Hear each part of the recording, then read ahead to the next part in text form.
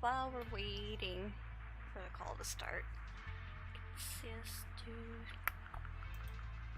Hopefully you guys can see me. We'll enjoy some coffee together. And do a small recap of what's been going on with the game that we're about to start. This is the third session. Starting out, our group was sent to go to the capital and deliver a message of Ratman. Yes, it's the face. It's lovely, isn't it? Yeah. Breakouts and everything. It's just awesome. So we got a boat, and yes, my mic's up here because I don't like having it like in my face, and you guys can still hear me just fine. It's very cute. So we got a boat, and we were going up the river to the capital, and we found, while we were supposed to be sleeping the first night, there were snotlings, and one of our party members lassoed it and tortured it and broke its fingers to get information about him. My character did absolutely nothing and drew a fantastic picture of the poor tortured snotling. And the second day, we flask of acid to the face on it. Not quite. Not quite. We're getting there. I don't know that much alchemy yet. I don't have the ingredients quite yet. Second day, we were nearing a narrower part of the river, and the orcs or snotlings or something had managed to knock boulders and trees into the river and damage the boat that we were on. So we had to pull the boat to land to get it kind of patched up to get to the nearest city. We get to the nearest city. We didn't have to pay the first captain, because we only promised payment once we got to the capital. So we're at the city that we're currently at, and we were approached by a young woman, very pretty, that our lovely priest of Sigmar was quite infatuated with, and she offered for us to stay at the inn her mother had just started running. We did some investigating. My character was nearly charmed into staying there, but we figured out that the owner of the establishment was a witch. We go to another inn, we find a witch hunter, tell the witch hunter, we go ransack the inn and kill the witch. Well, she's not dead. We killed the witch's daughter, though, because she was guilty by association. And now we're starting is where we ended off, which was we're at the second inn that we arrived at that had the witch hunter, and going to be spending the night and finding, hopefully, a boat to take us to the capital city to make our report. So there's the recap, and now I want more coffee. And that's my fat cat, who is currently sleeping on my couch in the living room and judging my nephew playing his game.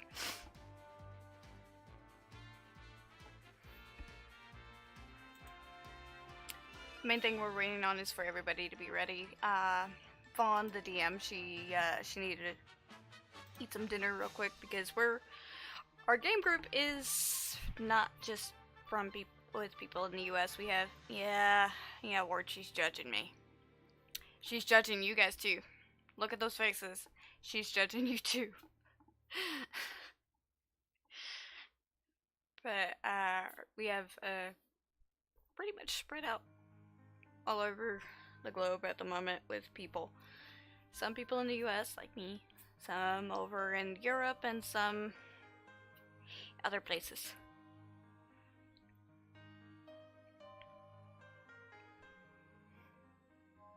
I'm immune to judgment. Yeah, I'm not. I'm not immune to her judgment because it's fun waking up in the morning and your alarm's gone off and all you've done is turn on the light to your bedroom and suddenly it's...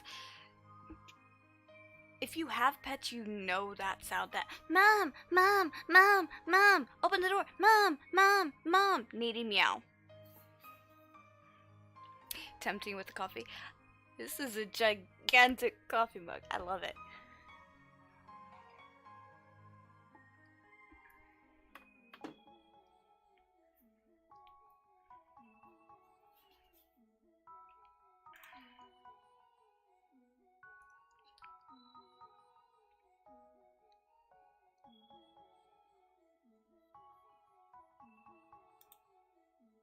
Making sure everything's good. Beep beep. Can just sit.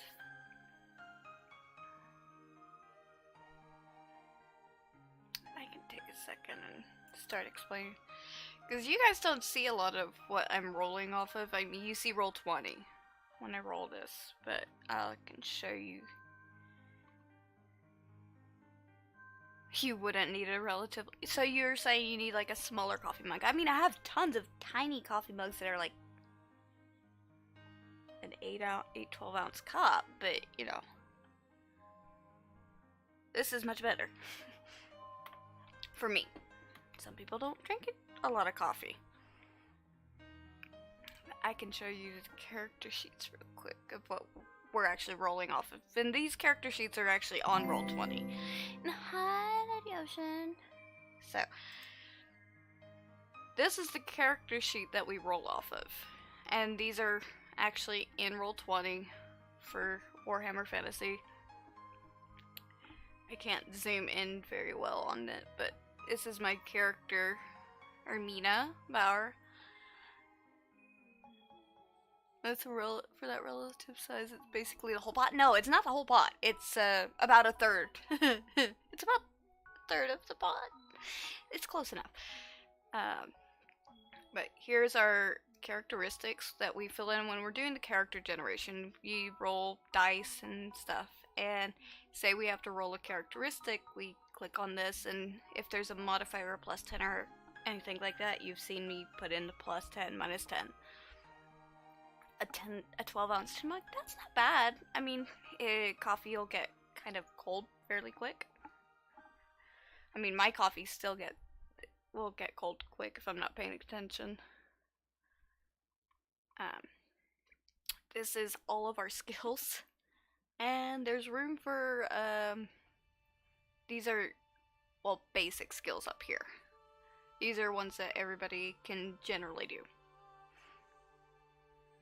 Cup covers my whole face. I have a small head. To be fair, Lord Paladin, I have a relatively small head. I am guilty of being able to wear a 6-month-old baby's beanie. I have a small head.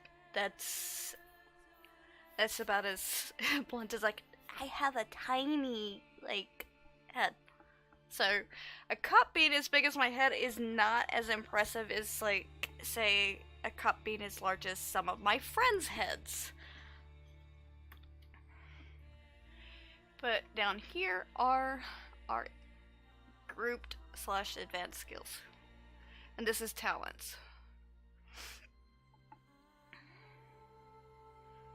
And here's our armor, and this is where our weapons are. And where we roll it. And this is where we get the information for them if we need to add information. And our trappings. And here's notes that I haven't got filled in. Oh, and here we go. Time for fun. Oh, fucking diddums, get over it! And get in the call! What? Welcome, Vaughn. I could hear you yelling from the other room, but I couldn't hear you over the sound of Skype. I was saying get over it and get in the fucking call. Well, that's one way to start the call off. I was talking to half the people that are currently here in the call. Well, too bad. This is where we belong now. Indeed. Are we on air? Yes. Is this live? Yes. Okay, good. Yeah, so the first thing they hear is Vaughn saying, "Get the fuck in the call!" Yeah. You are live. Please do not fucking swear. Fuck it. We'll do it live. There are children on the internet. Fuckity fuck fuck fuck. We're not a Fortnite streamer, so it's okay. Yeah. Oh no, I would never play Fortnite. I have the game Oh, installed nobody on my works on Epic Games. Switch, and I No, never played Delete it. it. Burn it. Uh-huh. Alright. Who are we missing from Roll20? A lot of people.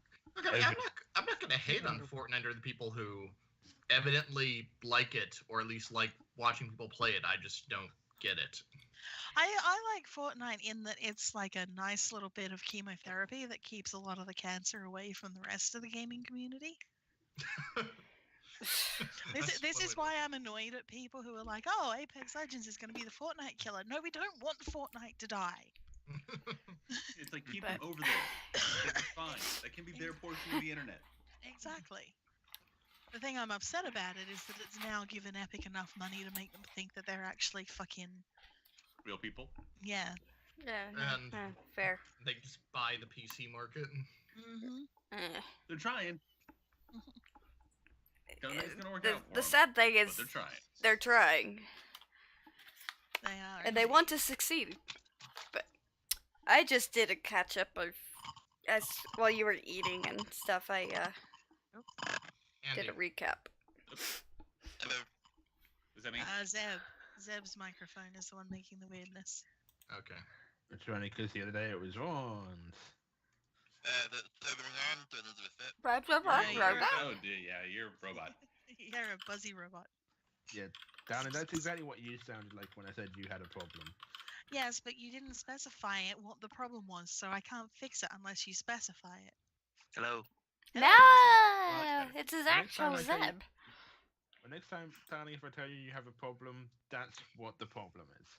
No, because I have many problems. You're married to one, Vaughn. You can't say many problems. You're married to one. You chose that one.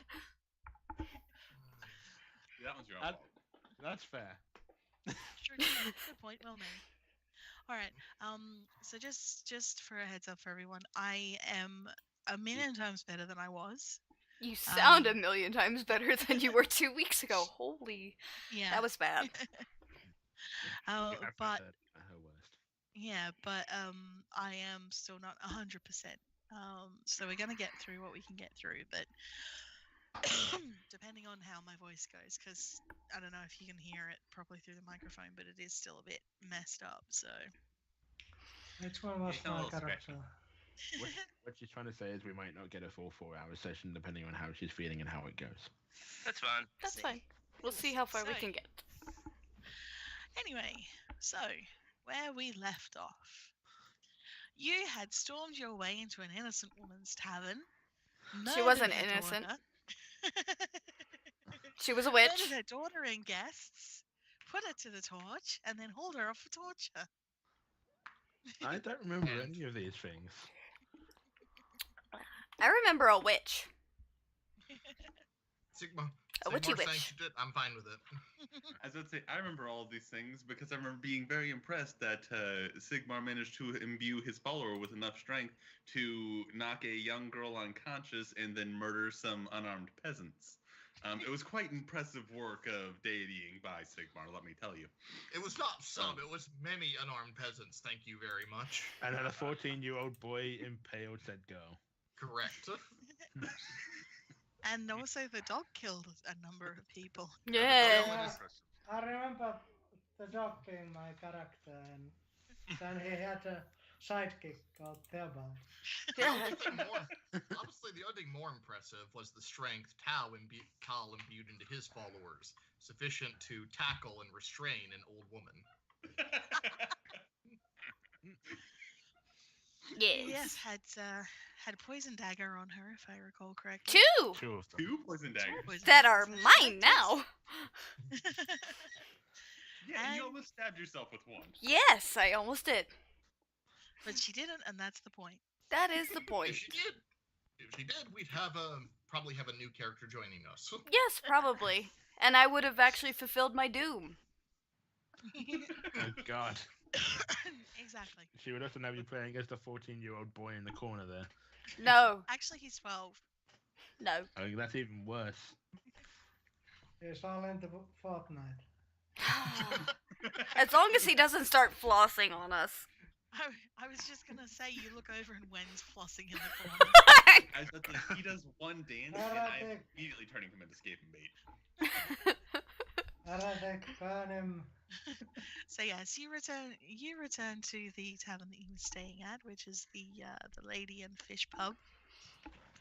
The witch hunter has taken the witch off for interrogation and then to be executed for her crimes. And it's decently late in the evening. It's probably around dinner time or so, getting up to sunset or so. And the pub is, it's not busy, but it's not quiet by any means either. The man who some of you had borrowed some weapons off of, Cole Galgan, is sitting at a table enjoying a dinner of bread and meat and ale. And over in the far corner, the barge captain and her crew are also indulging in some drinks and raucous revelry, enjoying themselves quite heartily. Thanks, Cole. We appreciate the new weapons. I turned mine in. Yeah, plus they were all just hand weapons. We all had the same or better already. Not everyone. No, I have garbage, but you know. But I'll hold on to my ugly stuff. I don't need. Yeah, I didn't borrow anything from him. I didn't either. I borrowed a sword and it stayed on her hip the whole time. It's better It's to like, oh have yeah, one. I've got this. It's better to have one and not need one than to need one and not have one. But now I have 3 daggers. Has there been an update to the errata, by the way? Or is it still shite? It's probably still shite. I haven't seen anything saying that there's been any updates, so I haven't been looking either because I don't give a fuck. No, so apothecary still can't apothecary. Apothecary can apothecary. We're ignoring that update.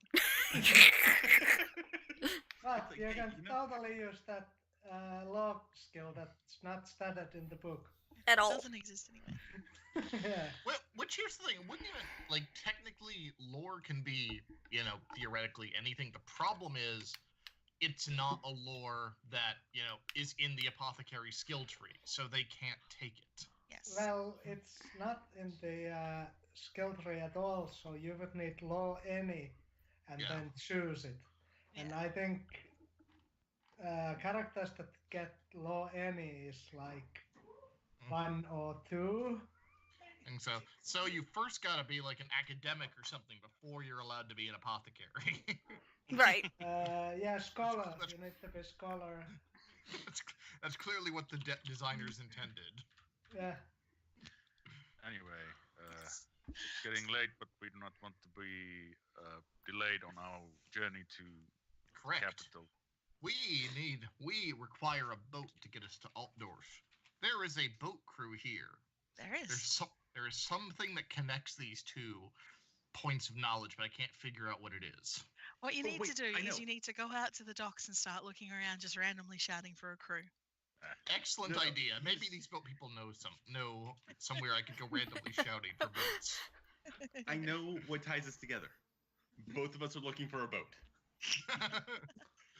So yes, the barman Bruno welcomes you back into the bar, and While you're all discussing what you need to do, Toki Longthread has gone over and had a word with him. A very quiet word. You don't really overhear what he says, but then he nods and turns back to the rest of you and says that it's unlikely that we'll be leaving tonight. So he's going to go and find himself some company for the evening. But he will certainly be back before the dawn and be ready to travel. I'm Alright. going to find a beer ready at this time of the night. That may have been what he was having words with Bruno about. You don't know. Sounds like a splendid evening indeed. See you on the morrow, my friend. Be well, my friends. I will see you on the morrow. And he wanders out into the evening. He's gonna die. He's gonna get killed. Yeah. Quite possibly, considering he's not on this map. Well, we can Goodbye hope for the forever. best. I'm sure he can survive anything. Salutations, innkeeper. Praise be to Sigmar. Praise Sigma. Can I help you tonight? That sailing crew over in the corner. Do you know them? Might do. What kind of people would you say they are? He looks over where they're currently singing a song with each other in rounds that involves the state of the Duchess of Altdorf's bloomers. And he Charming. raises an eyebrow and then rough around the edges, but they do their jobs. Not much I can see. If a loyal servant of Sigmar and his compatriots were on a mission of some state importance and needed to get to Altdorf with all speed, could they be counted upon as reliable? And he nods and then sort of looks over and Dame! Dame! And the female, the woman looks up from her drink and she raises a tankard and says, Bruno! And he's over here! And she mutters something and grumbles while the rest of her crew jeer and she makes her way over and hops up on a bar stool. Sup? Sup? Pleasure to meet you, good woman Dane. I'm Initiate Aldemar of the Order of the Torch. Hey, man of Sigma, man after my own heart. And she kind of leans over and gives you a bit of an elbow in the side. She is not particularly tall. She's sort of about average height for a woman, but she's got a lot of muscle through her shoulders and her neck. You get the impression that she was born on a boat. And you can actually see that on her left bicep, she has got a tattoo of a hammer. If I call her a halfling, I'm going to get my ass kicked. Yeah, pretty much. Small dog will have to protect you. And then, I'm all. Lorelei will have to protect small dog. Exactly. I'm always pleased to see the many ways people take the one true faith of the Empire. It's pardon me if I miss my guess, but I get the impression you and your compatriots there might maintain a boat of some kind. That we do. The Prancing Wisp, she's our pride and joy. Are you currently contracted for any duties? We have a load that's going out to Altdorf day after tomorrow. We've got a pretty full hold, so if you want to pack anything on board, you'll have to let us know what you want. Altdorf, you say? Well, me and my fellow compatriots, I'll gesture over to the rest of them. Some 1, 2, 3, 4, 5, 6, 7, 8, 9 people in total, plus a small dog. Require passage to Altdorf post haste. Our prior engagement with the riverman broke down after some troubles on the river. What sort of troubles? Big rocks. Of the greenskin variety. Poor rivermanship, leading to severe damages to his craft, and rendering him unable to make the rest of the journey.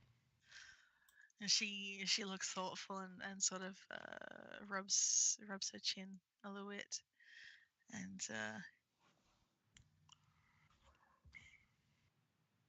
you're not talking about Catsman's boat, are you? Was that his name? I honestly can't remember. Yes. Yeah, was his name Katzman? Yeah, it was. Okay. Yes, it was. Fucking idiot. Sure thing. Hmm. She's not a not a pleasure barge though. It's gonna be a bit tight, bit cozy while we're going up the river. You okay with that? Certainly understood. A man of Sigma R needs nothing but his faith to sustain him. And, well, the others will just have to get by. It's a good thing no one hears you. Sigma looks after all, even when they're idiots. Yeah, one can hope, because Manon certainly didn't. She just nods. So, what manner of payment would you be expecting for such a task? Oh, you say you got a dog with you. Yes, does that change things? It does. We've had some problems lately with rats aboard. How convenient. Well, my compatriot Goodman Theobald is a rat catcher by trade from Ubersreich, and the dog is his, also trained at the catching of rats. They're quite skilled at this endeavor. Let me see.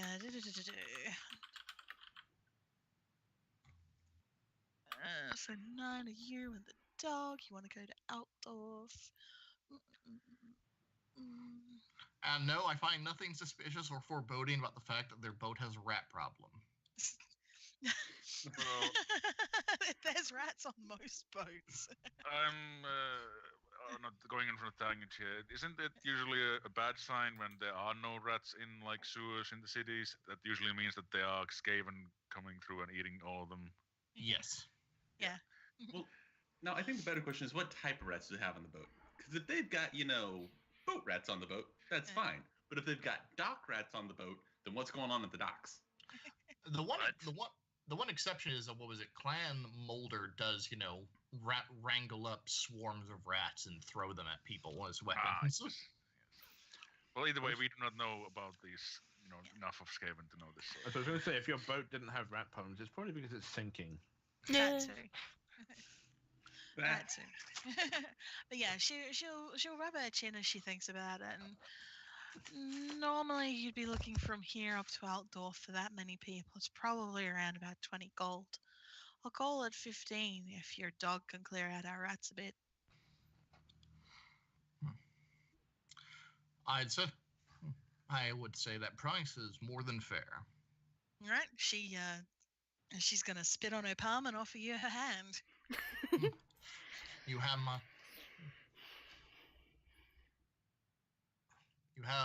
my word, sworn on Sigmar, that if you conduct us safely to Altdorf, you will be paid in full upon our arrival. Half up front, buddy. That trick's not going to work twice. No, not gonna work twice. As much as I trust you after our prior issues with ferrymen, surely you can understand why I'd be somewhat hesitant. Half up front, it'll be refunded if you don't get there. My word is my bond. And if you can't trust a person in Sigmar, who can you trust? Exactly. What is it? What is it? Intuition to Yes, intuition is to detect lies and falsehoods and intentions. All right. Any modifiers? I'll say no. She's a pretty open person. Yep. Okay. Very well. God, you're bad at that. Half? I'll pay half when we board the boat. Sounds fair. So you said I heard you were, so you were departing the day after tomorrow? That we are. We're still loading up. It's going to take the better part of tomorrow to load up the boat. Very good. We'll see you then. Sure thing. Where might we find your boat on the docks? And she'll give you the details of where the boat is moored at the docks. And then she'll pause for a moment and yeah, no, that'll do. You just come down when you're ready. Excellent. My Well, friends, sorry, yeah. We're leaving the dawn of the day after tomorrow. So you'll want to be down early. That we shall. My friends, I have secured us passage. Yeah. Right. And as you walk back to the group, she's going to stand up on the bar stool. She's going to say something to Bruno. He's going to nod, and then she's going to haul back and punch him in the face. Good. Ooh, I like her. Which Are you immediately sure she- starts a round of cheering from the crew as Bruno then basically picks her up and throws her off the bar stool, following over the bar to basically square off for a boxing match with her. Yay. Are you I'm sure thinking I'm she's gonna hang a around for priest? this. Are you sure she's a follower of Sigmar and not Tal? That would actually be more Ulrich than Tall, but Yeah. either way, Well- yes. Yeah, well, Sigmar beats the I'm shit out of plenty of joking. people. I'm mostly joking because of how often Lorelai says, "I'm gonna bite your face off." To be fair, give me a minute and I'm actually going to bite somebody on the face. Like, that's going to happen. I mean, she's quite aggressive, but yeah, Tall is the god of the hunt. Ulrich is the god of war and fighting all the goddamn time. Yeah, you get the feeling this isn't a war thing. You get the feeling from the No. way that this fight is going down, if you stop to watch, that this is actually a pretty common game between the two of them. I 100% vote we stop to watch. Mm. Good man, Erwin. It is possible your strength will be required on this boat voyage. I got 2 silver on the captain. I'll be ready. For whatever is That's- needed. Don't And fuck yeah, it, I'll take that action. Her crew are throwing money down as well, basically cheering at each other and generally having a good time as they watch the boxing match play out in the space in the middle of the tavern. Gambling is a vice, layman thorn pocket. I'll take that bet. I'll take that bet. That's all he has to say. I'm Alrighty. trying to read here. Look at Mr. Fancy with his words. Yeah, look at me. I I can wish read. I could read. I'm not even actually reading. It's my grimoire. I'm looking at runes. Oh boy. Uh, So yeah, it goes back and forth a bit, and they're not holding back at all. These punches are landing. And from the way Bruno fights, you can see that he is definitely someone who's done this before.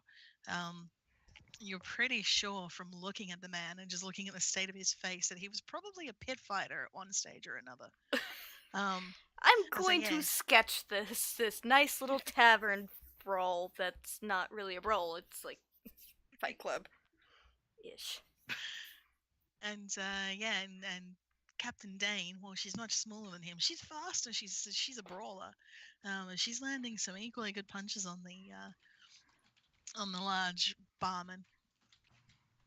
And it goes back and forth for a while, and it looks for a bit that he's kind of got her down, and he's got her backing down, and that she's about to sort of take a fall. But then he overextends on one of his punches, and she just kind of launches up and headbutts him in the face. She falls flat on her ass, grasping her head. She's going, "Oh, ow, ow!" And then Bruno sort of stands there for a moment, and then sits down very heavily on the ground with his hand to his face, and you can see that through his fingers there's kind of a drip of blood, and pretty much half of her crew burst out cheering and start gathering coins off of the other half. It's not quite sure though to you who actually has won this. First blood.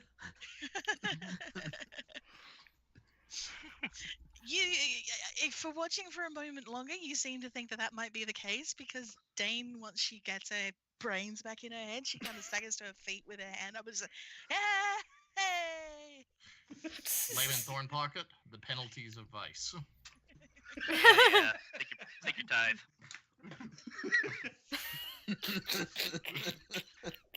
And then she moves over to the bar and grabs a bar rag and comes back and helps Bruno clean up his nose and the blood that's dripped down the front of his shirt.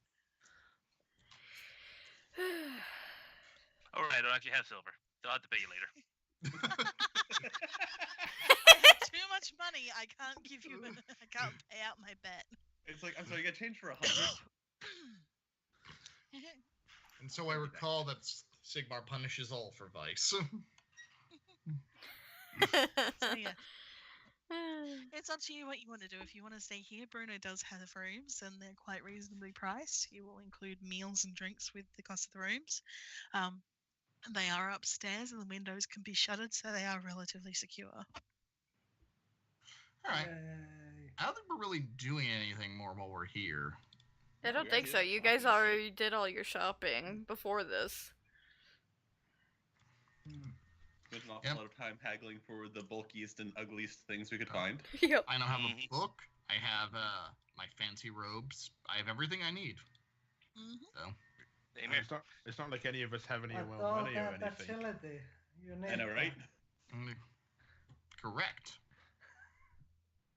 We could go look for Toki Lundred and see if he's okay. Oh yeah, Yeah, we should probably wrangle him. Yeah, he was supposed to show up tomorrow, does he? Yeah, well, he said he would be back by dawn the next day, so... Yeah. Then He's- he'll be fine, or he'll be dead. Yeah, One or so the that's other. Question. Is he back tomorrow, the next day? Well, when you come downstairs the next day, you don't see any sign of him in the main room of the tavern. And once you all come downstairs, he doesn't appear from any of the rooms upstairs. There are a couple of rooms where the doors are closed. You don't know if he's in one of those or not. Bruno is meandering around, sort of getting some breakfast ready. You can smell the savory sizzle of swine flesh cooking over the fire. Bacon. I'll approach Bruno. And he nods to you. Brother? My friend, this is our dwarf compatriot returned. There's no one came in later in the night. You're the last guests who came in. And no one's been here this morning. Not that I've seen. Well, fuck. We have a problem. Our dwarf friend is missing. He might just be taking a bit longer. Maybe he just happened to have a very good time and lost track of it. My dwarf friend gave me his word he'd be here at dawn, and dwarves are not liable to break their word, unless he got incredibly drunk, which is possible. Or had So a shall very we start good in the time. houses of ill repute? Oh. Well, he did speak with Bruno before leaving, so might know more where he went. Yeah. A good point. My friend, Yes. my dwarf compatriot spoke with you the prior night. Normally I wouldn't wish to pry into his affairs, but under the circumstances, we're a bit concerned. What did he tell you? Anything that might indicate where he was going? He asked if I knew if there was anywhere that had a good supply of bugmans in town. I told him he should probably go and seek out Gwendon's tavern down down by the stonemasons district. You don't keep a supply of bugmans on hand. Normally I do, but it's been a little in short supply since the dwarf holds have stopped sending shipments out. That is a concern. Gwendon is actually a dwarf, so she has connections that I don't. I see. Well, thank you very much for your assistance. My friends, Layman Thornpocket, if you'd accompany me, and anyone else who wishes to come. I have reason to believe that my friend went with Wyndon's Tavern, so I intend to go there immediately and see what's become of him. All right, I'll follow along. I like the dwarf well enough. It's interesting how suddenly the dwarf is his friend, but not our friend, just his. I can't speak for all of you on whether or not the dwarf is your friend, but the dwarf is my friend. It's literally one of the commandments I need to follow. My God wills that dwarf is my friend.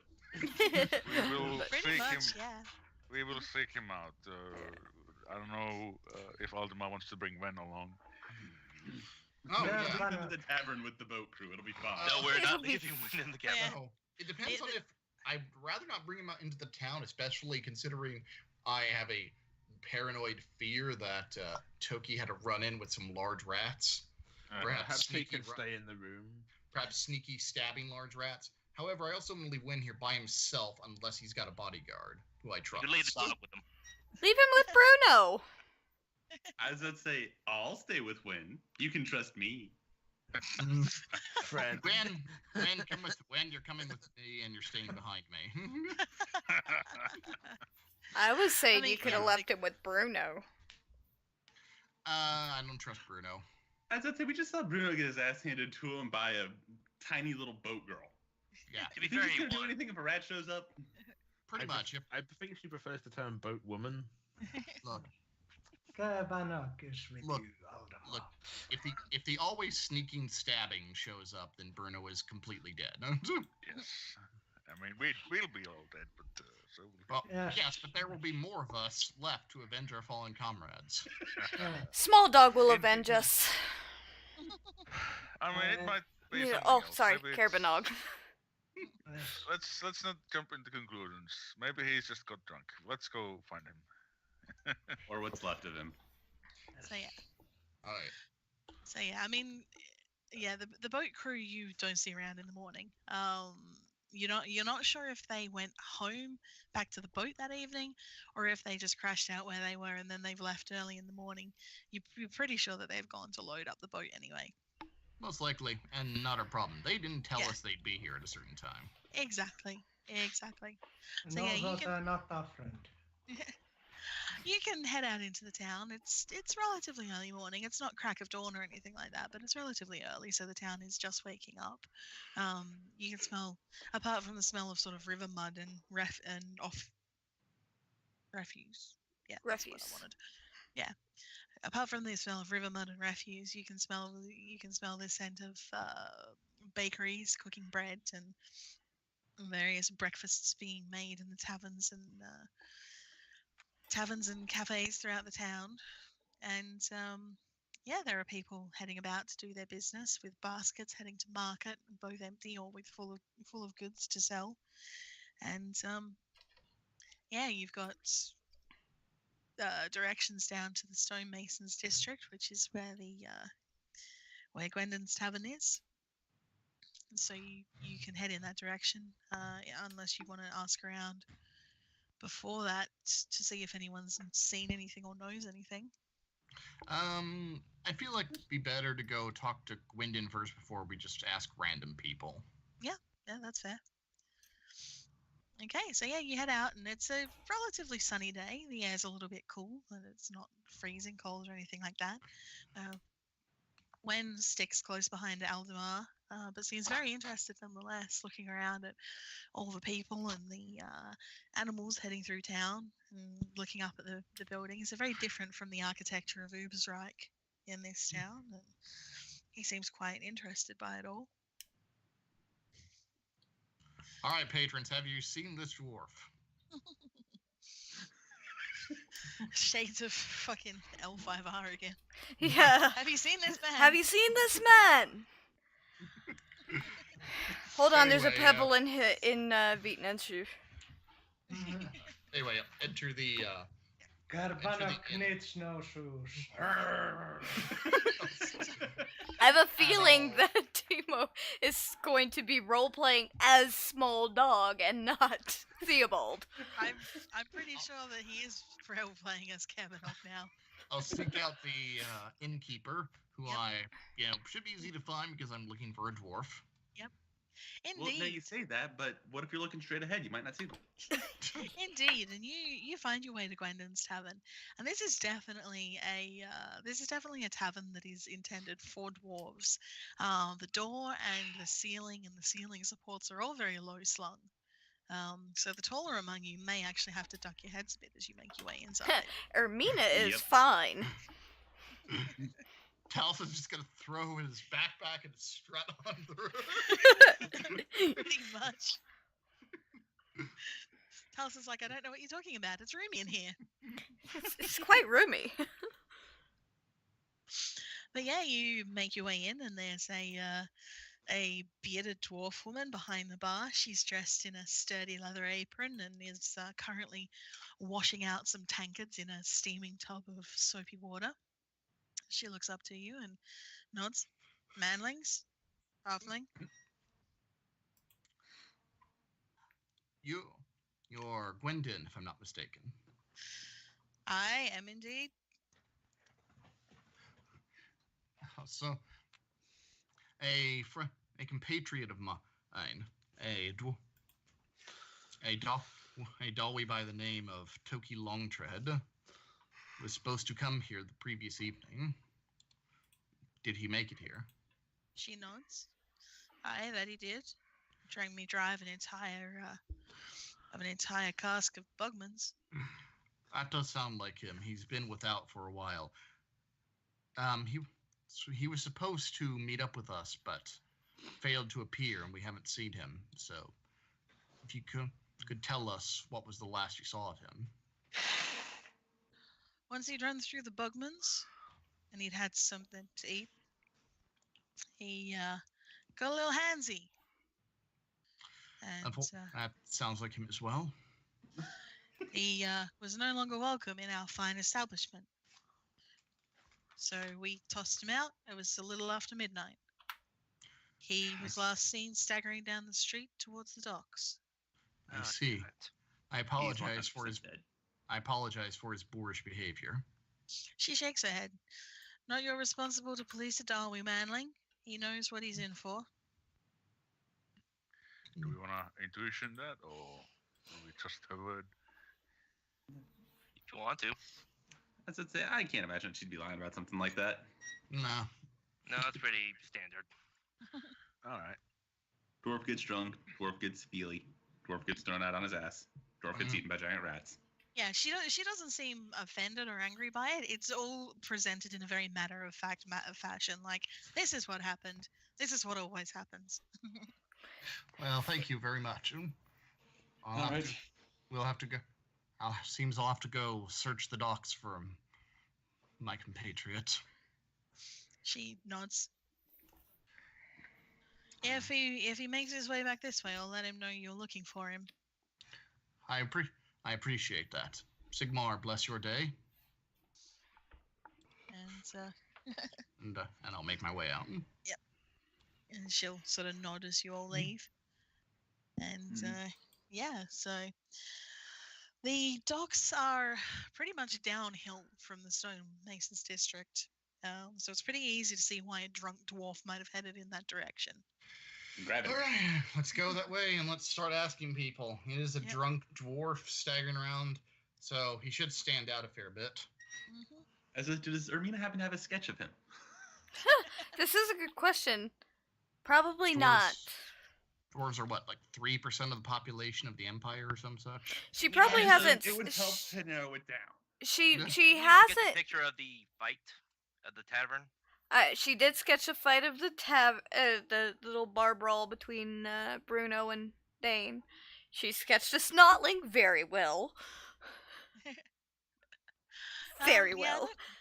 I don't I know meant that the he's- fight at the Yeah, the actual fight the with the witch witch. fight. Yeah, that was about all she could do. She can't fight. She's pretty useless. Well, you say that until we need apothecarying done. Roll me. Just roll me a base intuition test. Anyone in particular, or just all of us? Just no, sorry, just Ermina. Oh, okay. Well, Aldemar's intuition remains as good as it ever is. Just is that the Least intuitive priest. basic skill or the I button? No, there's an intuition skill. There's an intuition skill. Just +0, right? Yeah. Nope. Okay. No, you didn't draw. You don't have any sketches of the dwarf. Not of the dwarf. Yeah. We'll simply have to ask after our friend. Yep. So Has anyone seen a dwarf? What did he have? He had an axe, right? he did have an axe, yes. And we surely I remember what he was wearing. Yep. So he was wearing pretty much wearing kind of forest colored soft leathers, like sort of greens and browns. He didn't have all the brass work and all the various copper work and metal work that you would normally associate with a dwarf. It would seem whatever he was wearing was designed to not make much noise. He possibly was you think from sort of having spoken to him while you were traveling and from what he was wearing that he was possibly kind of like a bit of a forest ranger. So we're looking for a dwarf with an axe. That narrows it down. A dwarf in leather and an axe. That narrows it down considerably. Thank Well, you, his- Lorelai, for always being so helpful and constructive. His beard and hair are brown as opposed to black or gold or copper or any of those other colors. All right. Anyway, We'll just see so if anyone's seen a dwarf. let's gonna ask around the docks. Mm-hmm. Because there can't be that many dwarves matching this description in such a short space of time. Get your inquiry has skills happening. Whatever inquiry-based types of skills you've got. What would that be? Gossip, charm, or Gossip could do. Yep. Well, I got decent-ish gossip. Oh, no, it's just my fellowship, isn't it? Yeah, I could do gossip, I guess. Let's all try our gossiping. yeah. I don't know. No. I talk good. Do you? You talk better than you intuit. Yes. You talk better Whoops. than you catch lies. Anybody Oh. else gossiping? I'm going Hold to on. as well, but I couldn't. The button's not going through. Thomas Ah. is also gossiping. I was gonna say, roll 20 decided to shit itself. Give me 1 sec. It does Um, sometimes. Alto, you're muted. Yeah, you kind of need to keep on just randomly, occasionally clicking on doing things, Yeah. opening or closing that. Because if you just don't actually click on anything and roll 20 for long enough, it'll just kind of passively log you out, but not log you out, so you'll be trapped until you exit and then come back in. Yeah. Yeah, I think I'm in that state 'cause I can't click anything. 1 second. Yep. Oh yeah, so my button's not working either. Yeah. Gossip, But at least it didn't crash this time. I would gossip, but everything I own is ugly.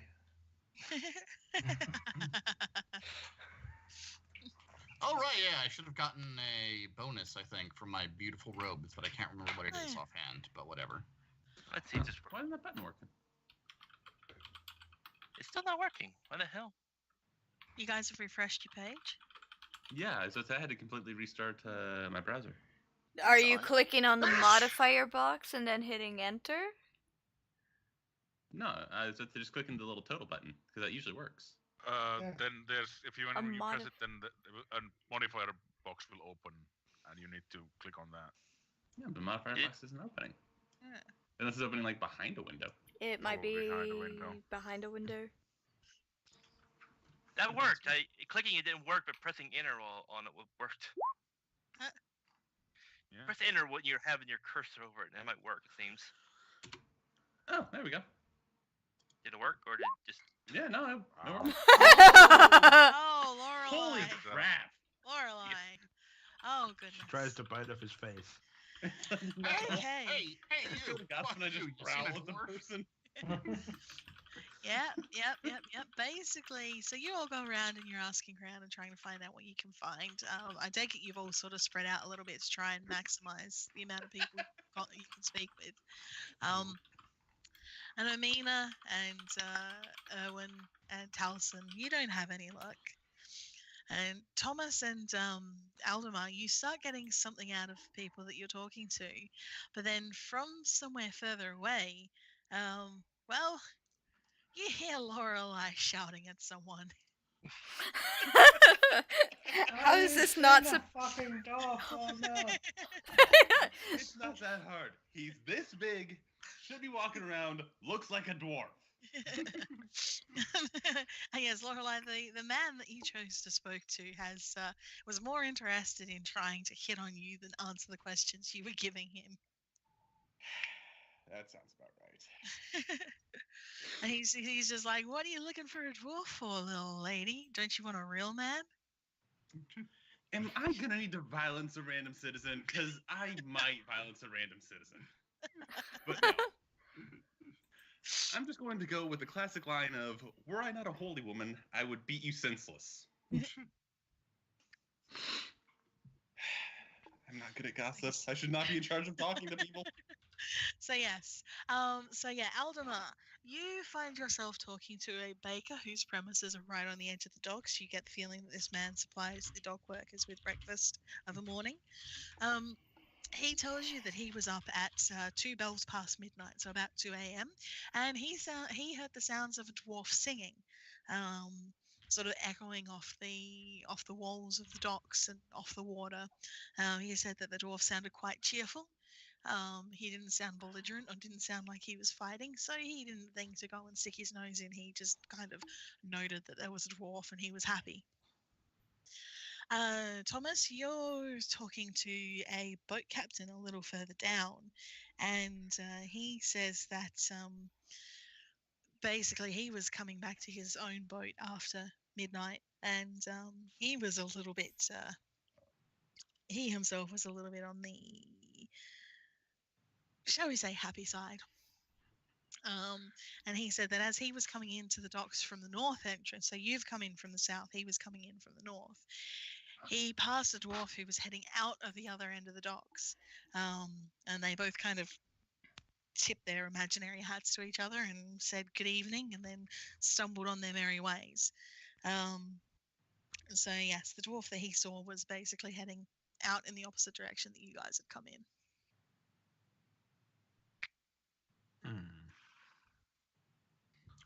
That's a little bit to work on, but not much. Well, you didn't get great successes. And none of us are very talkative, and one person is outright not allowed to talk to people ever again. We have time. We should try again. Yep. Someone here- Lorelei, as you walk away from the man you were talking to, you feel a slap on your backside. Oh, that is not going to. Uh-oh. Am I about to So have to- there's am a I way about to have talk someone out of jail? fatally attack somebody, right? Yeah, you could just, I'm you could 100% just reeling back and punching him in the face. Yeah, you can do that if you want. I am 100% going to do that. Roll damage. I mean, Roll your attack. he's probably just a basic townsperson, or he might be, a river warden. Either way, you can probably kick his ass. Pretty much, but you've still got to Go with- actually roll an attack. So there we go. Oh, wow. Swing and a miss. What I would say with that is that you kind of pull your punch at the last moment, and rather than straight up punching him in the face, you just kind of slap him across the face. I'll accept it. And he sort of looks shocked and what did you do that for? What do you think? And he'll just kind of huff at you and then turn and probably Now I am going to growl at him. probably carpet liquor anyway. Rug muncher. He turns and wanders off. I really want to rank up so I can start dropping meteors on people. I really want to rank up so that I can start actually biting people on the face. That 100% would have been a bite on the face if bite on the face was a legitimate option right now. Let's not lose sight of our goal which is Yep. find Is the the dog dwarf. safe? Then my goal is just fine. So yes, you need to head north from where you are if you want to follow the reported footsteps of Turkey Longtread. Let's Friends. go that way and Town ask full of again. Reverts. Our friend has wandered north. Let us travel there and endeavor to ascertain his whereabouts and well-being. What were the rules for assistance? As long as you have skill ranks in it, you can actually assist it, and enough people can, and if depending what their skill, whether the modifier is, and they can have that many people helping them. Yes, how many people actually have any? I have gossip. I skill have ranks. I have 3 points in gossip. That means you're not capable for it, so As long as you have at least one, then. Yep. I don't have I any. also have 3 points. So yeah, if Alright. you all want to pool yourselves and assist each other with gossiping, that will probably get you better results. Okay, so if the 3 of you assisted me, and do I get any modifiers for my very fine robes? You do. I'm just gonna say you're gonna straight up get a +10 for having fine robes. Wonderful. And is it a +10 for each assist, or does it work differently? Yes, I I believe believe it's it's +10. yes, plus 10 yeah. because we did it before the dexterity. It's not like It's the L5R dog where that you gossip. get the number of ranks. When do you have gossip? I don't believe Wen does. Just give me 2 seconds. Why would and I'll Win look. have gossip? Nope. Because Wen- it's sometimes a courtly skill. Wen hadn't been outside for 12 years. Yeah. Exactly. All When right, does he so- ever talk to people? Okay, so I'm up to +40. So let's do that. Right, let's see what you can do. Hey, a critical success. Nicely done. Doubles. If someone knows something, I'm going to find it. Okay, so yeah, you make your way north out of the docks, and you're still heading roughly along the path of the river, and you find your way along to basically, you find a river warden standing just outside the docks, and he's sort of standing and looking over the river. And you obviously head over and approach him, start talking to him. You start talking about a dwarf, and he Have frowns you and he seen nods, this dwarf? and he said, Is it face down Yeah. in the river? he, actually, yes, that is exactly what he's about to say. Oh, That they goddammit. fished a dwarf out of the river just a couple of hours ago. I called it.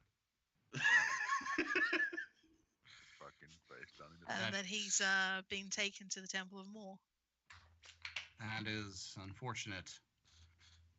Do you hear about anything other than hear about any potential cause of death other than drowning? He shakes his head and says no, that there was no signs of violence. The dwarf's axe was still slung on his back. Friends are going to the Temple of Moor. Yeah. All right. But they better keep their hands to themselves. That's okay. You're a bit too lively for them. And he's not even joking. Well, that's why they need. If they start getting handsy, then it's like, what do you know that we don't?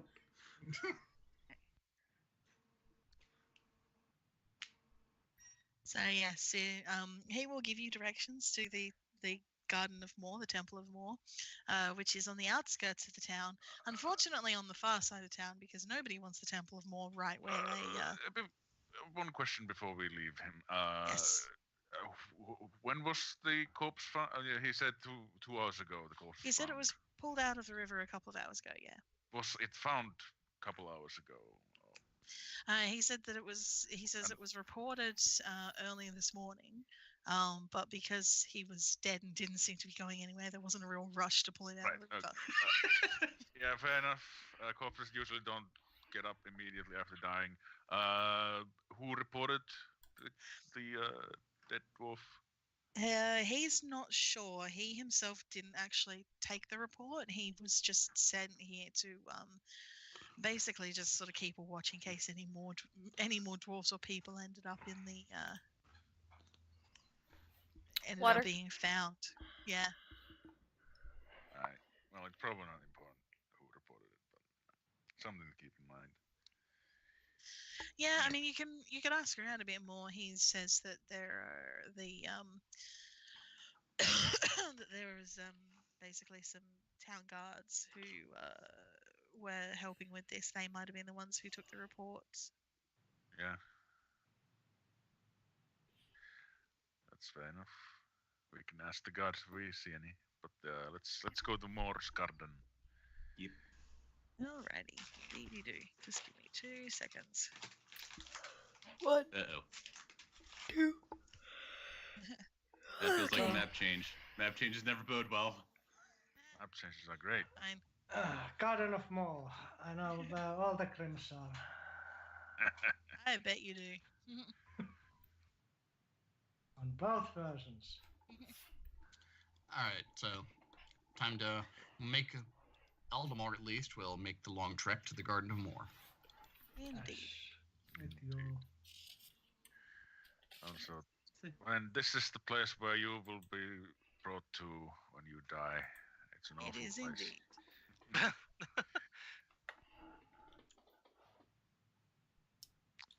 Yes,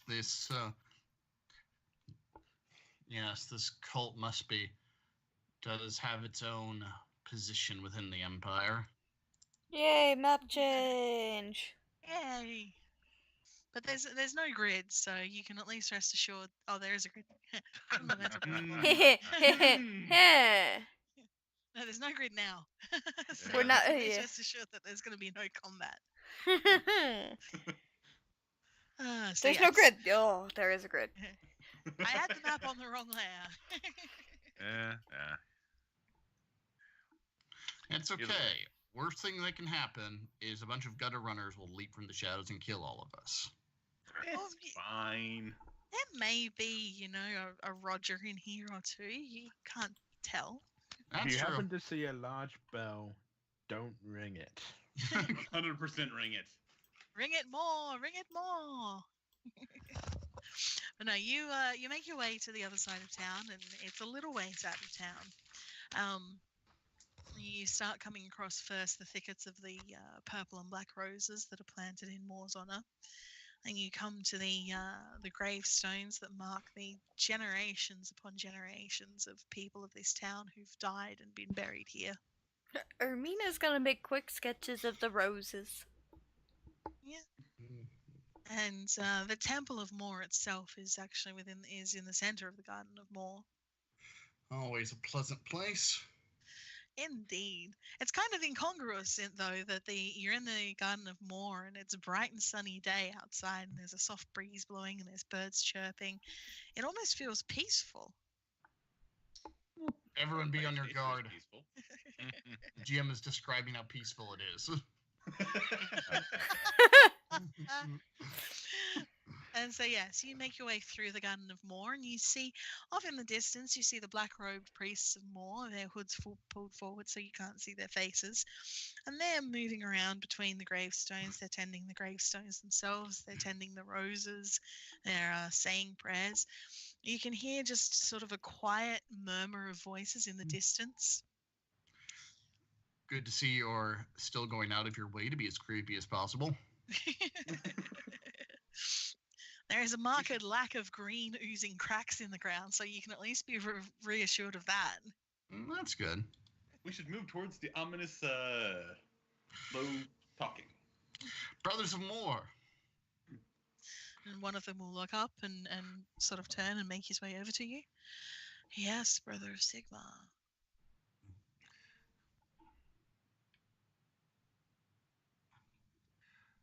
I have a personal and state interest in the body of a dwarf I'm told you recovered this morning.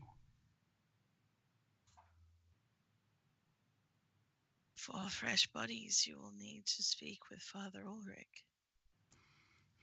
He is Where in may- the temple. I will seek him out. Would you care for me to show you to the temple? By all means. And the brother will nod and turn, tuck his hands inside the sleeves of his robes, and start wandering down one of the paths. By the way, don't eat or lick anything you find here. I'm going to lick all of the things. Then you'll die. I am not going to lick all of the things.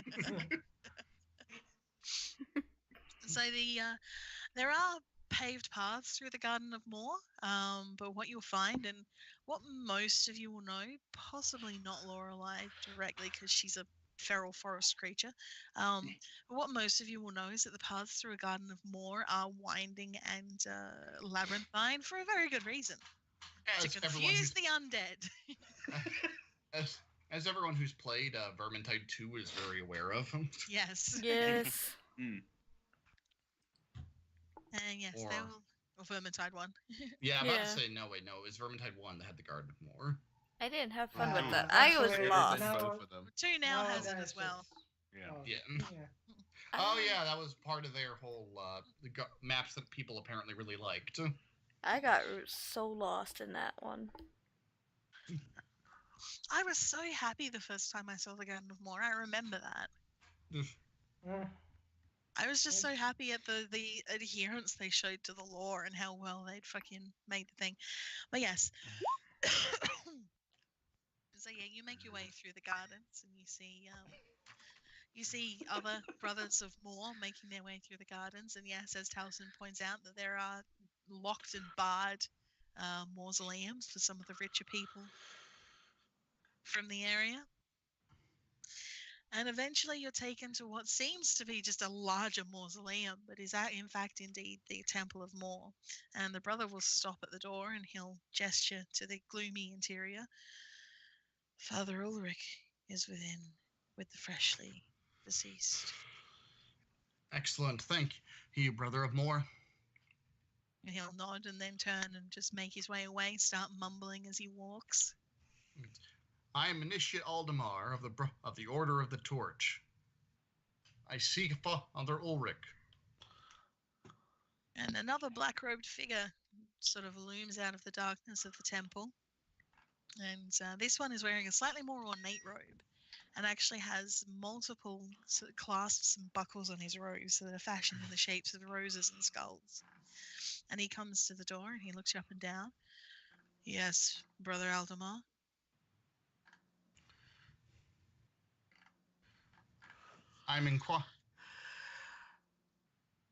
I'm inquiring on behalf of a dwarf that I understand came into your care this morning. We have indeed received one of the Sons of the Mountain. You know his name? Supposedly Toki Longtread. He is a compatriot of ours in a mission for the state. He has gone missing, and firstly I would seek to verify whether this is in fact my compatriot. He nods and he looks you all over, and then he looks at the dog and points at it, and his hand is almost corpse wide, and fingers are long and bony, and he points at the dog. You will need to secure the dog. It is not allowed in the temple. Goodman Can I Theobald, carry the dog? you keep Carabanog out here? yes, I will keep it here. I'm gonna stay with them. Right, you can do that. The main thing is that they just don't want the dog chewing on the bodies. There are a number of corpses in here in varying states of decay, so... Well, I also don't particularly want to go in the box full of corpses either. And yes, you will all smell the sickly sweet smell of decay. The smell of the roses kind of covered it for outside, but if you step into the temple, you will smell the smell of death. Why not, Lorelei? It's fun. It'll especially be fun if a local necromancer has decided now is his time to make it big. I think I'm gonna stay out with the dog with all of the less dead things. Oh, there's more dead things outside the temple than there is inside, just so you know. Yes, but those are newer, deader things. Out here, maybe skeletons, and there could be ghouls. Who knows? As soon as you step inside the temple, the clouds come over. No, they don't. Alright, let's go. I'm gonna go and I'm gonna check out this dead dwarf. Yes. So yeah, you the father will invite you all in. Those who wish to come in, those who wish to stay outside with the dog are certainly quite welcome to sit outside. There is a carved stone bench there for you to sit on if you wish. But yeah, so Suspicious of that bench. The wood is bleached white, huh? Well, it's stone. It's We're carved in just- stone. White marble. Yes. But yes, so Father Ulrich will show you all inside, and yes, you have sort of the first part of the temple, which is just a very small, I'll say, worship space, with some pews and a dais at the front. Obviously, this is where services are held. Should someone who with actual friends or family be buried here, inhumed, as the case may be. But then he takes you through to the back of the temple, and it's quite a large space. And you'll just see multiple slabs of marble that are laid out. And on those slabs, there are a number of bodies. Most of them have some sort of shroud over the top. But the smell of decay and death in this room is overwhelming. It is disgusting. Everybody who decided to come into the temple gets to make a toughness roll. Yay! Do. Oh, see, that's a roll I could have made. Because I really need 2 characters vomiting in 2 sessions. Can I use endurance? Hey, You can use endurance, yeah. I didn't have it. Well, I did have endurance. I could have used that. But I still passed anyway, so that's You all still I care about. passed. Yep. I fell. Oh, Owen. You had good endurance. Yeah. I do. Oh, I no, failed Thomas. worse. Yeah. Just remember, if you're gonna spew to the left. I'm away from the corpses to make it worse for them. Okay. Do. Yeah, Mina, look at you. Tough little cookie. Yeah, well, she's a widow, so maybe she used to see. She had to see one dead body. Okay, so the girl and the halfling managed to succeed on the toughness test. Our big brawny human and the wizard, who you would hope would be at least somewhat endurable. Right. Oh, your prayer didn't. That was. Alright, my prayer isn't going to help me, but Sigmar will see me through this. Sigmar isn't seeing me through this. Poor Wen. The good Wen news is that passing out. anyone who failed, anyone who failed but didn't match their toughness bonus will feel very ill and have to swallow a whole lot, but will not throw up. Anyone who got equal to or over their toughness bonus in degrees of failure or success levels, Just whatever. me. Yep. Unfortunately, though, Wen hasn't rolled. Damn, no. I've seen much worse before. When he's sort of stone-faced, I think he's sort of going into a bit of shock over some of the things he's seen. He's just not reacting at all. Yeah. I think Wen has just gone to his happy place. Wen's not here anymore. His eyes are glazed over. Okay. This place is lovely. Where is the dwarf? So yes, Thomas, you are just going to. I just Where- be like, I just give me a sec. Father Ulrich looks at you, but he doesn't seem. I'll say he doesn't seem surprised by this. I'm basically just gonna go off to a wall off to the side so I'm not spewing all over the middle of the floor. You're just spewing on a body. But yes, he nods and he takes you through the shrouded corpses to the far end of the room, where there is indeed the body of Turkey Longtread laid out on a slab there. A sad fate.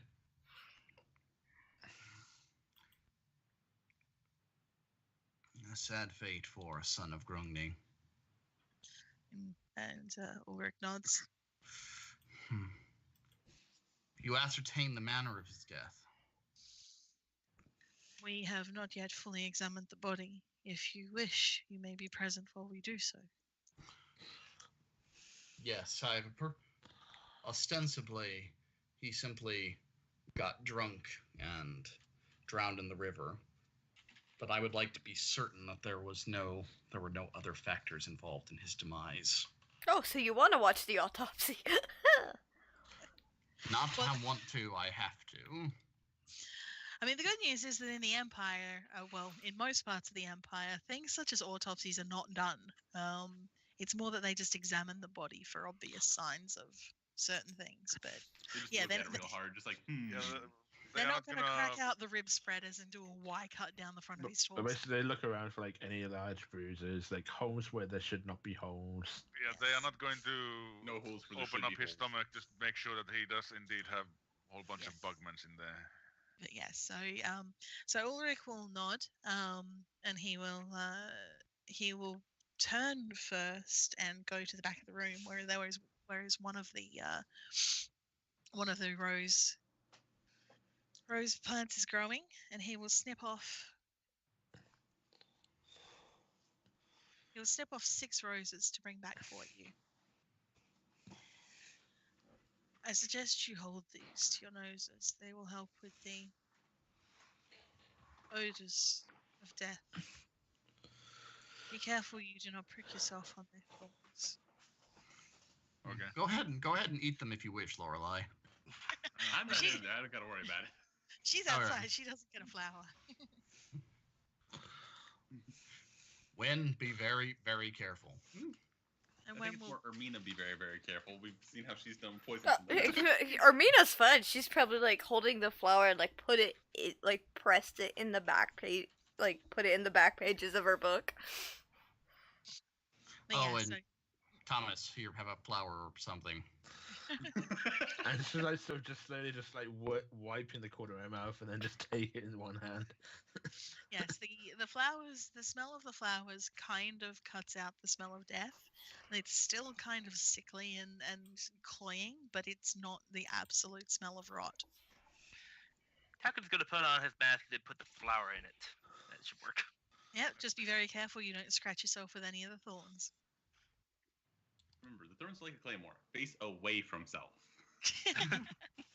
But yeah, so once he's done that, Ulrich will ask you all to wait there, and then he will go and get one of the other brothers from somewhere outside the temple. They'll come back and they'll start the rather unpleasant process of trying to establish what they can tell killed Toki, which obviously involves undressing the corpse, turning it over, looking for wounds, looking for signs of trauma. One of them will bend down and they'll sniff around his mouth and nose to smell if they can tell if there's any signs of toxins there. It is a very thorough examination, as thorough as it can be without, as we said, without cutting into the body or anything like that. And once the examination is done, then a shroud is unfolded and placed over the body. Ulrich will turn to you and he'll shake his head. There are no signs of foul play. We found no trauma. We found no broken bones, no contusions or concussions. There is the faint smell of alcohol from the body. There is the smell of river water. We cannot see anything else untoward. Our guess would be that your master dwarf perhaps had imbibed too much, fell in the river, passed out, drowned. Do we buy that? Aldemar does not buy that. Wait, these guys are literally priests of more. Their whole thing is how did people die? Yes. The whole thing is to make sure people don't come back from the dead. Yeah. So that's it. That would be more accurate. And here's the thing: I'm like, Aldemar is just generally in character. He's just really suspicious that Toki would just die. Out of character, I know how good Skaven are at killing people and covering up their tracks. Like the whole Fair. thing of, went down to had a bit too much to drink, went down by the river, passed out, drowned, could be half right in that he got drunk, went down by the river, got overpowered, and basically had his head held underwater. Ooh, gutter runnered. Yeah, exactly. Mm. I suppose out of character, can we examine the corpse? Is that You even possible? can. It's out of the ordinary, but the father will, given that you are saying that he was on a mission for the state, the father is willing to allow you to look him over, just to confirm what they've said. I guess we can also take hold of his possessions. Oh, Yeah, I was going to say, abs- presumably he had his belongings with him. yeah, absolutely. And they will pack his belongings up into a bag for you. check if there's anything that's obviously missing. So, that we know he had. Considering through the long friendship of Sigmar and dwarf kind, I think it's fair to assume he intended all of his earthly Hermina money will and grab possessions it. for the church. Hermina will grab it before he even gets half of that out of his mouth and thank him for the the priest. But yeah, so if you want to look over the bodies, what are you going to of the I mean- body? What are you going to use to try and establish anything? I want who among us has the best eyes, because I want them to check very carefully his neck and his extremities, his wrists and his feet. And Hermina, you are skilled in toxins, correct? Hermina's just. Sam? She's going to give Aldmar a very sideways look.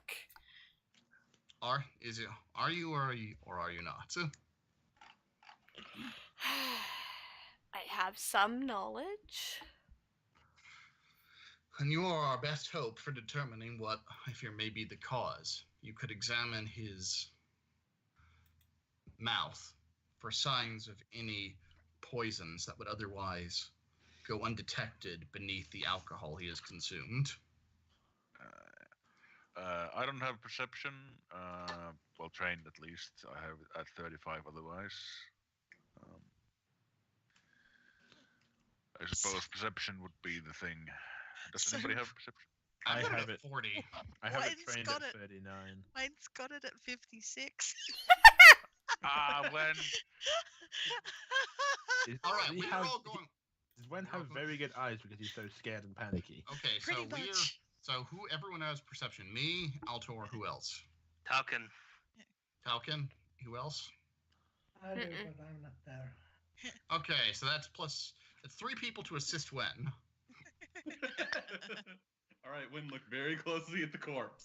Actually, I don't have perception. well, I guess he's good at making observations. Yeah, He got so- trained.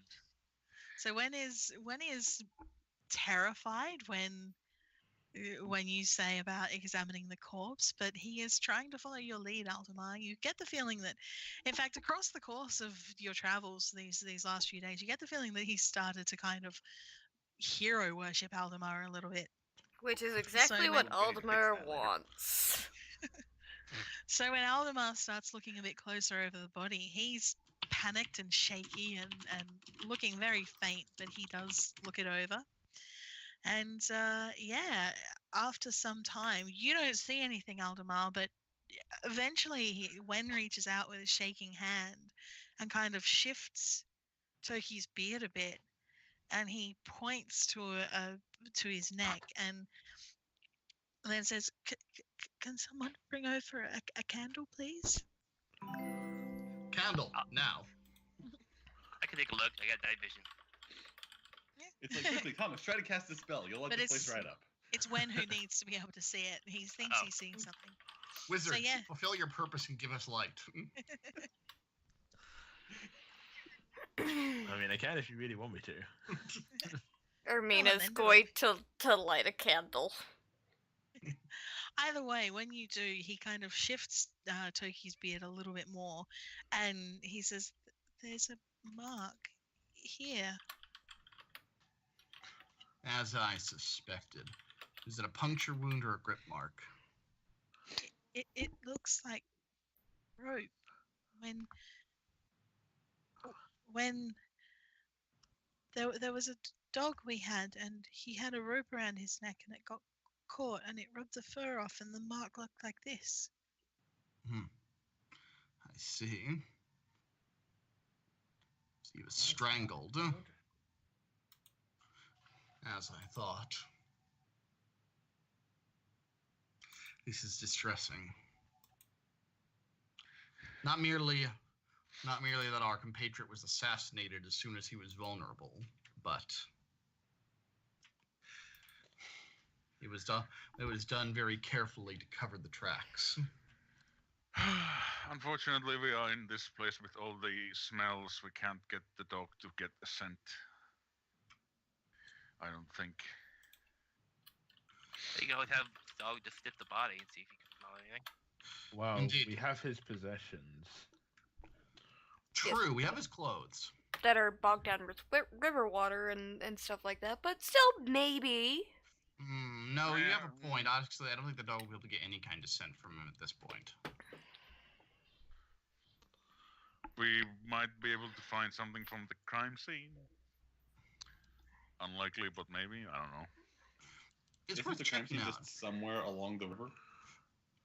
Yeah, no one seems to know exactly where he was attacked. Yeah, If you s- exactly.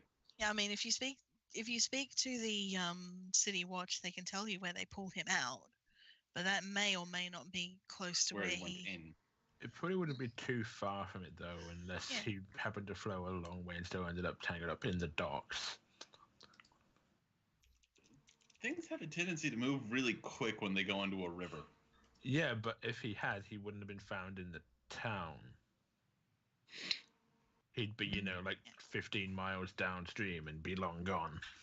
The thing to bear in mind too that this part of the river is more or less a floodplain. It is still the river, but it is not a very fast-moving part of the river. It's a lazy river.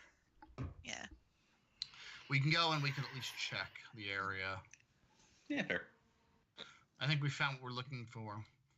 Toki Longtread is in fact deceased, and he was murdered by strangulation. We have an assassin on our hands.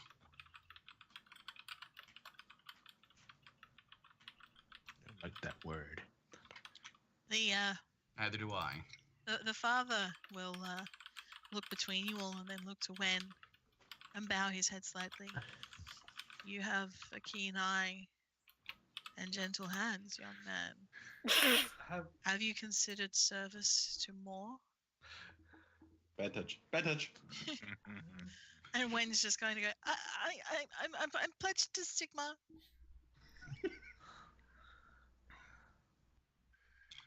Well spoken, young lad. That is a pity. Sigmar's gain is More's loss. But one day you will come to more. You will all come to more.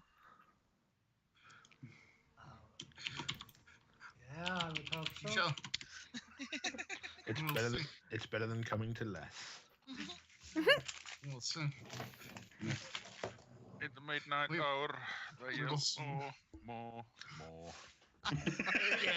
Get out.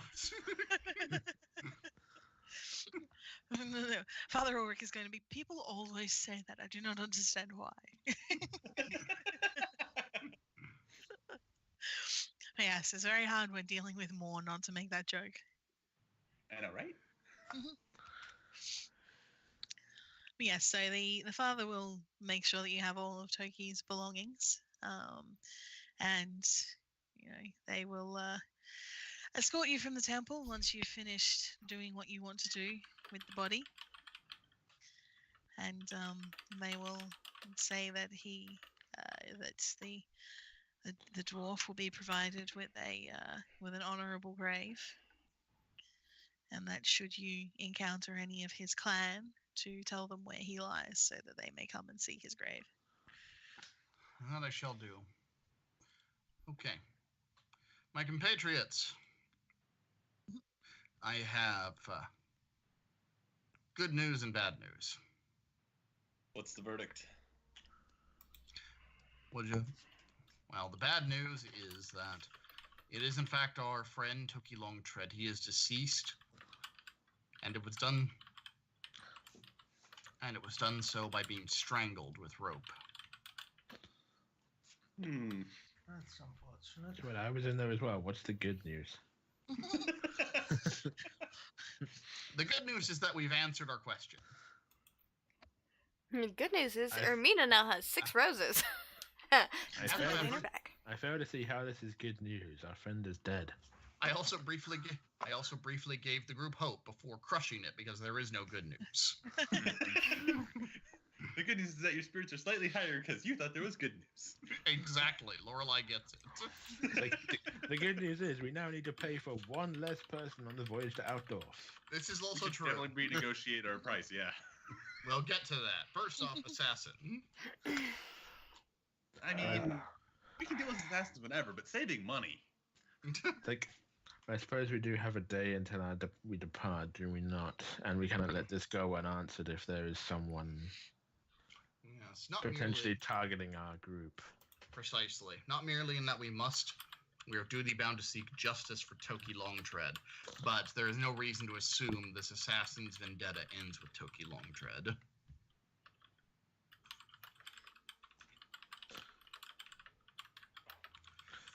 You know who I bet it was? The guy at the dock that got handsy earlier. Did you think you get handy with him too? I can't promise I can talk you out of a criminal conviction, Lorelei.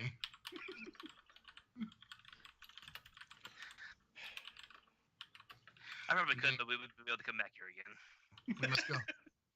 We need to go to in any case. I, and all those that would wish to seek justice for Toki, am heading to the docks forthwith. We must see if the assassin left any physical traces behind.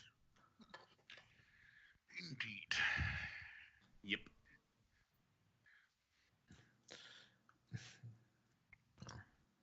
This caravan arc may be very helpful. We can hope. As I say, give me one promotion, and then I'll be able to handle any sort of tracking we need. He's already plenty helpful. He killed like 2 people. I mean, in More this than 2, particular I think. instance- I thought he killed 3. No, he hurt. No, he hurt. killed 2. He killed 2, and he really hurt another. And somebody killed Steeled. Which is very impressive considering he's basically a Jack Russell Terrier. Right? Vicious. They'll fuck you up. You be nice, Yes. Kerbenog. You can make your way back through town, and head back towards the river. You can, if you want, to stop in and speak with the City Watch to see if you can speak with whoever brought in his body and where exactly they found it.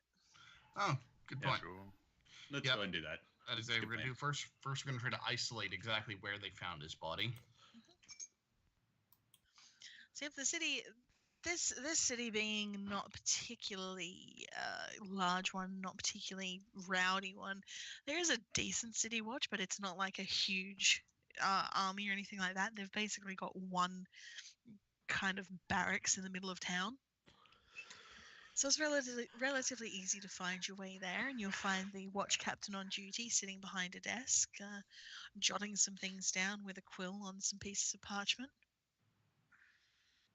He looks up to you as you come in. Yes, Berto. We know that a dwarf was fished out of the river this morning. For reasons of state, we need to know. We need to know where precisely he was found. And the watch captain will look you all up and down. May I get your name, Brother of Sigma?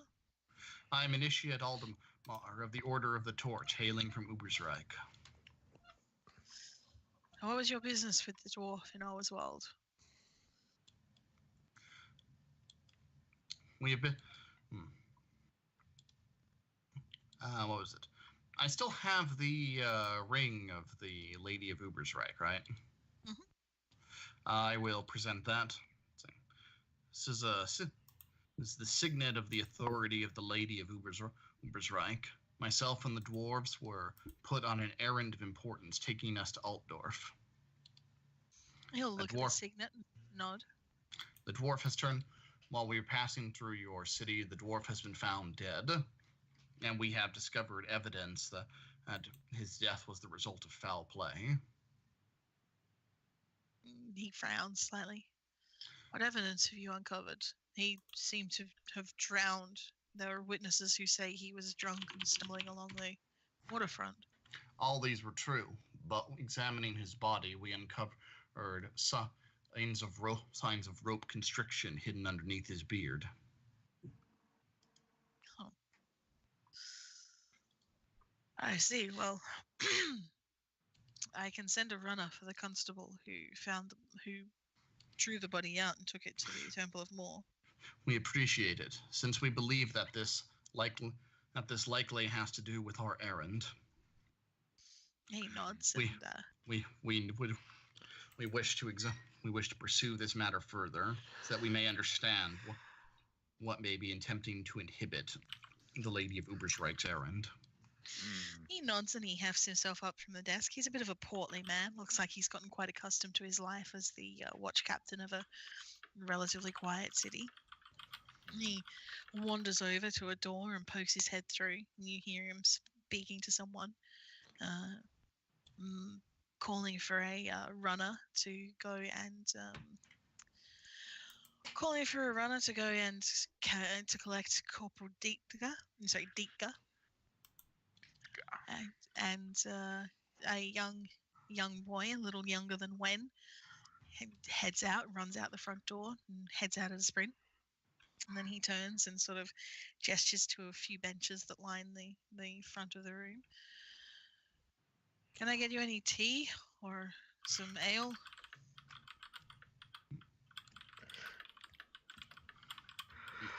Nothing for me. The rest of you? Wen shakes his head.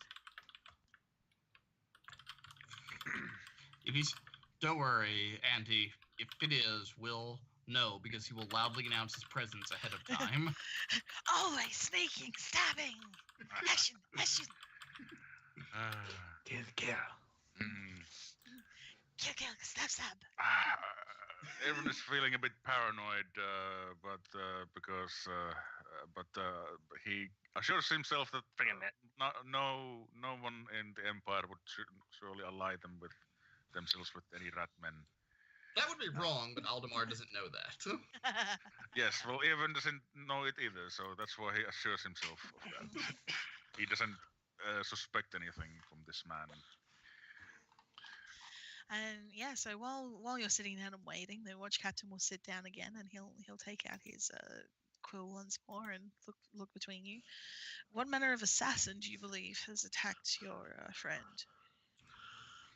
We know very little. They were too skilled in concealing their presence. He nods and his expression looks concerned.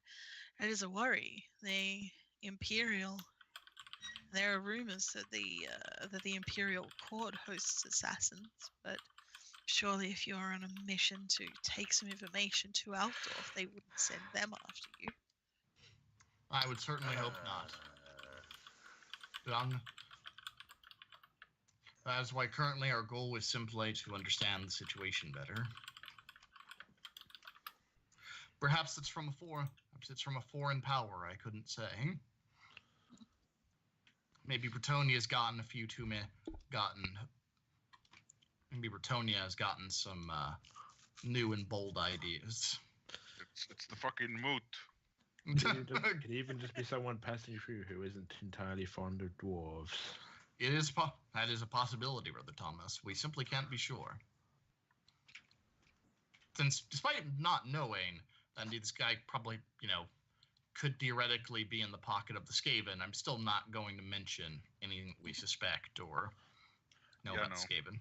That would be very dumb. If we happen to mention that we think there's giant rats behind everything, then we just be, told we're mad anyway. Yeah, that makes us the group of crazy people running around. So you'll be left to sort of sit there in I won't say comfort, because these benches are truly uncomfortable.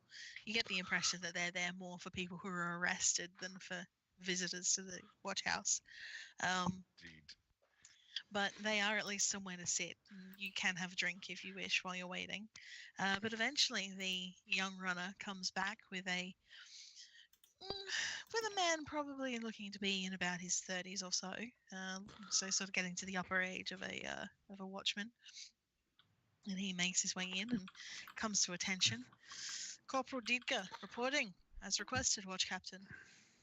And the Watch Captain nods and then says, "This Initiate Aldemar and his companions would like to speak with you about the body of the dwarf that was found this morning, Dietka." And Dietka nods and he turns and looks amongst you all and then looks to Aldemar. "Initiate?" Yes, could you take us to where you found this dwarf? "I can, sir, if you all wish to come with me." We shall. And he turns and makes his way out. Pretty much.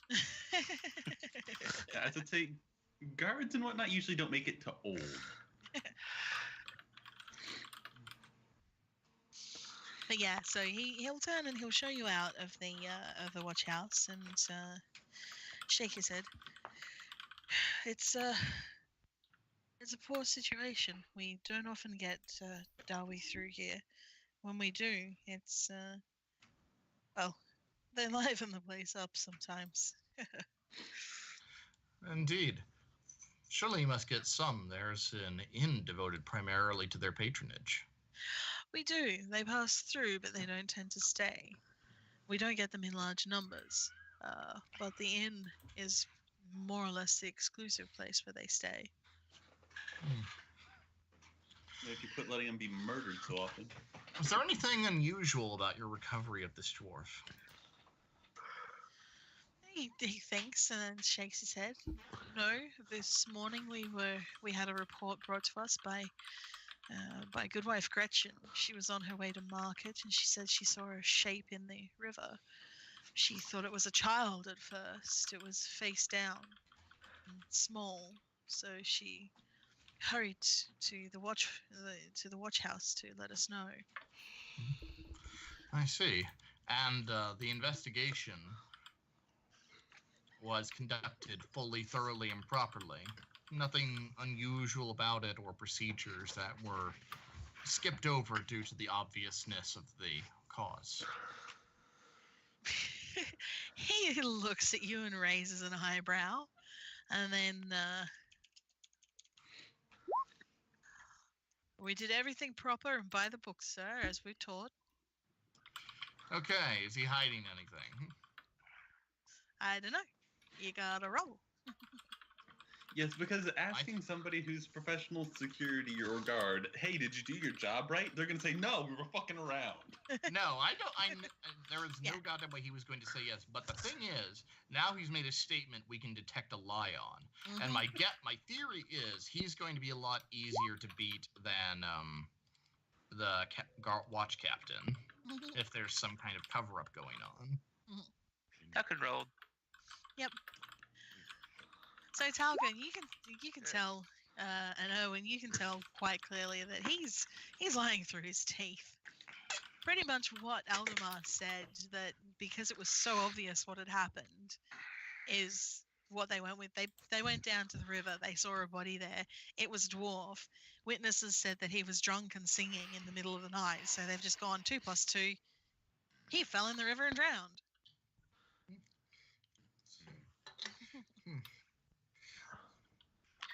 He's going to tap Aldemar's side and basically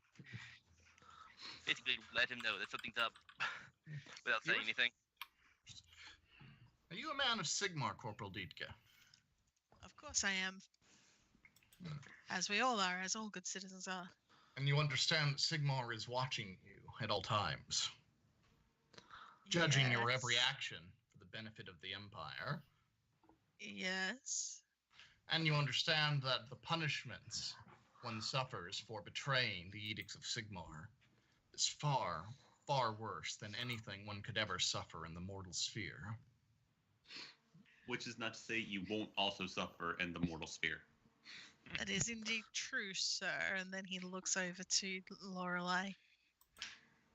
Are you threatening me? I'm not.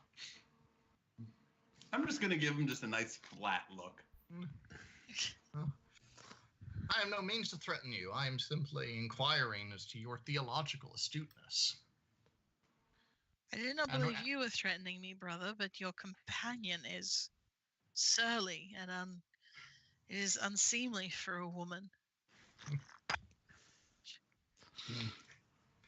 Pay no mind to the priestess of Tal. But I would ask, considering all that in mind, and considering that I happen to know quite a few people with a considerable amount of influence, would you like to amend your previous statement to me? Perhaps add anything you forgot? And keeping in mind that Sigmar is judging you.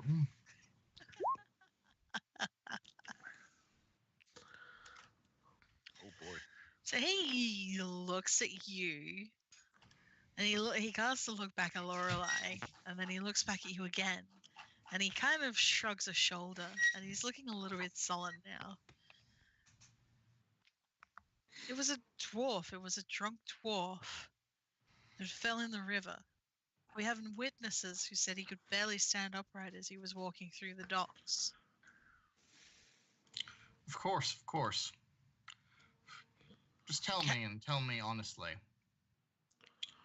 Was it your own initiative to close the investigation prematurely, or was it a directive from higher above?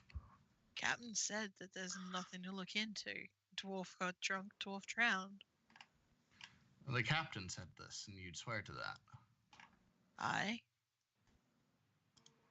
I see. Talking. Yes. Go back to the barracks quietly. You can try and see if you can keep an eye on the guard captain. Can do. Follow him if he goes anywhere. Do not be seen. But I do best. I take it you say that sort of a little bit away from the watchman. Yes. To his face. As I say, if we can say it to the watchman, at this point, if he gets squirrely, I'm gonna go the bite him on the face route. You just maintain eye contact at all times with him while saying this. Yeah, as I say, how tall is this guardsman? By the way, just kind of rough estimate. This guy's about 5'7". Sweet. So I'm going to stand about a foot away from him and just kind of loom. It'd be harder than most, but as a warrior priest, yeah, you probably got the edge on him. Yeah. He's probably just a town guard. He is. He's just kind of looking a bit concerned by all of these goings on, but yeah, he takes you back to the area just past the docks where they found the body, and you can see the plank work doesn't go all the way down to the river. There is a small strip of basically mud between the edge of the river and the plank works that are there. You're pretty sure that it's because since the evening before the tide's been going out, the tide will probably shift and come back in later in the day. But you can see that the mud's kind of clagged up and churned up, like there's been people moving around over it. Okay. What do your Wen eyes see? Care Banog, we're also counting on you. Seek. All right, well, yeah, whoever helps Wen can help Wen, and he can have those bonuses to the roll. The attack is no longer there, so. Yeah. So that's 2 people. So he's got a plus 20. So let's do it.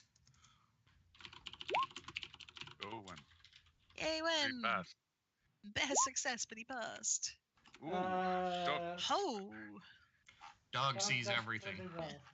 Yeah, so Wen's gonna he's gonna get down on the edge of the plank work, and then he's gonna lie down on the edge and kind of look over the mud.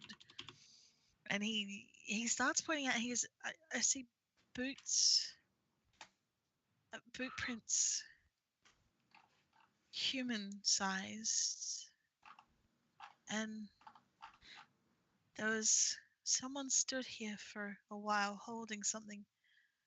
And he looks up at the watchman. Is this where you stood when you pulled the body out? And the watchman kind of angles his head and yeah, that looks about right. And Wen nods. And then he gets up and he goes a few yards back up the river in the direction of the water flow, and stops and gets down again and starts looking in. While he's doing that, I take it, Theobald, you've taken some of Toki's belongings and let Kebanog sniff them? Yes. Yep. So he's had a sniff and his little stumpy tail has started wagging furiously. And then he hops down and starts snuffling around in the mud. And while he's doing that and Wen's looking over the mud, he'll run up to not far past where Wen had stopped and start snuffing around a bit more, and then he's going to start barking very excitedly. And Wen will look over.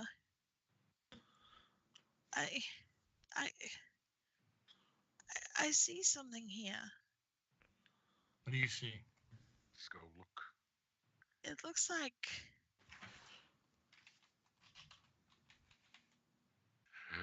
claws. Dun dun dun. Dun, Dun, dun, dun. dun. Claws in the mud. Something was dragged down here. And he'll point to some smears and some holes in the mud that, yeah, if you get down and you look closely enough, they do look like some weird arched clawed feet. Just as I suspected. Emu assassins. Thank you, Lorelai. We need to go. We need to go and reconnoiter with Thorn Pocket. Can I go back on patrol now? Gonna glare at him again and Ah, then walk away. yes, yes. Thank you. Yes, thank you for your honesty. You gotta establish dominance. Thank you. Initiate Oldemar. And he'll turn and start walking off. When, how far do you think you could you could trace these claw tracks? He looks down at the mud again and he shakes his head. They're there. Whatever made them didn't turn around and walk up the bank. It went into the river. Or it, jumped 50 meters across the river. It exploded on the wall. You look across the river and there's just this smear of blood and a black robe on the wall.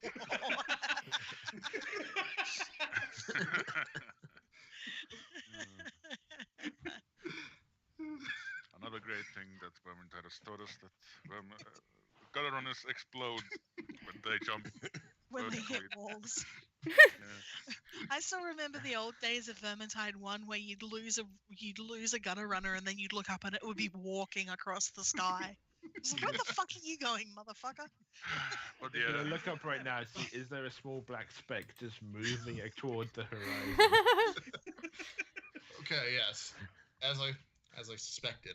Good work, Win. Good work, Carabanog. Sigmar is working through you. We need to reconnoiter with Thorn Pocket immediately. Ermina's just gonna pat Carbonog on the head. Yeah. He's a good dog. He is I fear he might be in danger for many reasons. What, the dog? No, Thorn Oh. Pocket. Less We will worry. skip over. We will Wait. skip over to Thorn Pocket. So while Who's you've all Thorn been Pocket? The halfling. All right. while you've been doing this, Talcon has gone back to the watch barracks, and I will get you to roll stealth for me, please. And fail. 100. Stealth. Don't fail. That's now dice. I would say, don't Dinner sneak now like on. high gossip. I believe you get modifiers for your mole size. Well, you succeed anyway. So. Hey, look at that. Small Okay, so- size, more if he sticks to the shadows, bunch of things. So you're going to find it pretty easy to sneak around the side of the watch barracks and find an open window that you can wriggle your way through. Moving very carefully, you find yourself in what is more or less a storeroom. It looks like a watch armory. So there's some battered, sort of dented pieces of armor and some swords and jacks and fucking other bits and pieces like that. And you can crack the door open just a tiny little bit, and you've got an excellent view of the reception room. And the watch captain just sitting there writing his reports, just scribbling at the desk, the parchment on his desk. And then his notes, his amounts of Warp dust. I love this warp dust coffee. Okay. Really sharpens you up. All right. First off,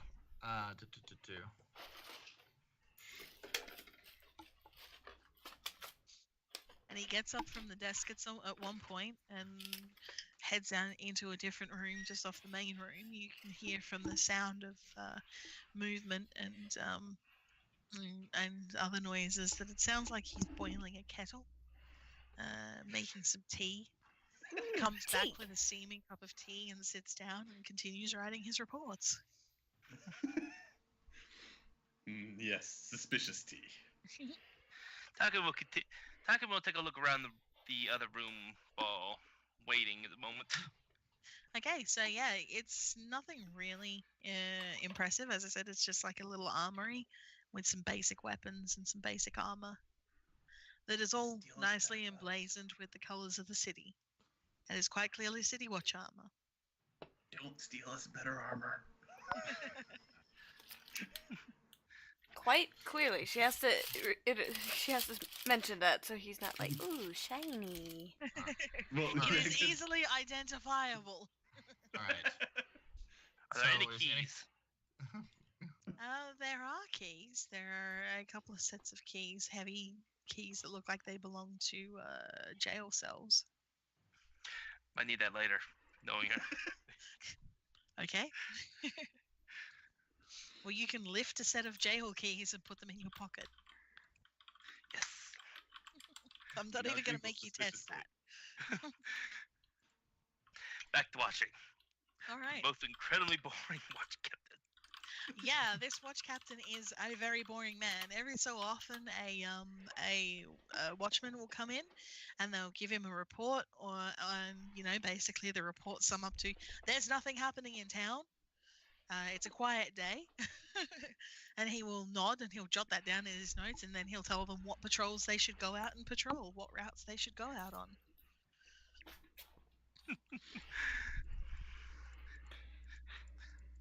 Gotta give it a little bit longer. Well, I mean, it doesn't take a huge amount of time for the others to find out and find their way back. So I don't know how they're going to let you know that they're there, though. Well, we could just walk in. No. Well, here's the thing. I've stopped and thought about it a bit. I think actually we should go to the Temple of Sigmar first. Okay. That's always your solution. It's a good solution. The Temple of Yeah. Sigmar is a good place. Let's get a torch mob. Here's the problem. If, what was it? I realized the central problem with confronting this watch captain. He's bigger than us. He can just arrest us. Yes. We don't have any evidence. He's in and he's in a barracks. It's gonna be full of other of other guards with swords. And your Who are they plan gonna is to bring believe? a bunch of priests? No, my plan is to have backup. At least in theory, so that we can deal with him either arresting us or trying to murder us. At least if we go to Sigmar's temple, then the priest there will recognize us / you. Yes, I'm not at the point where I'm not going to bring a fucking one. If it was the priest, it wouldn't be the priest. It would be an angry mob I'd bring to his door because I'd tell them their guard captain is a heretic and rile up an angry mob with torches and pitchforks.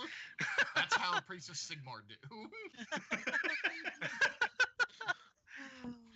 Taka will eventually start heading back out once he realizes that watch captain's basically just doing Watch about that an hour paperwork. before. Good, he hasn't reacted. But yes,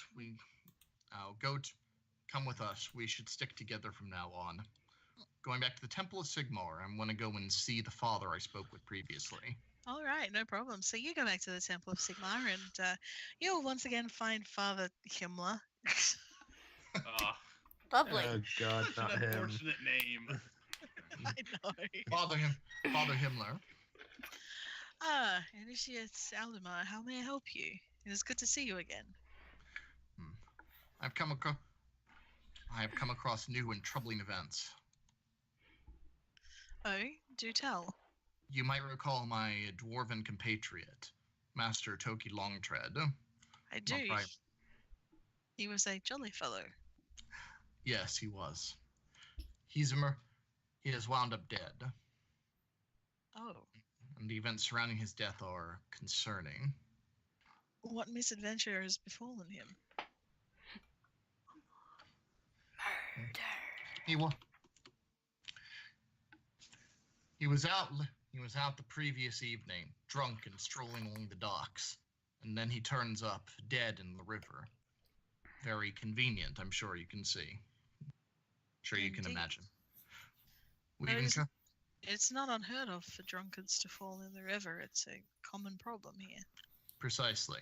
However, upon examining his body, we found signs of rope constriction, cleverly hidden under his beard, Oh. A masterful work. and tracks near where his body was found, dragging him along the beach, not too far from where he was discovered. I see. From that we can conclude murder, but we don't know.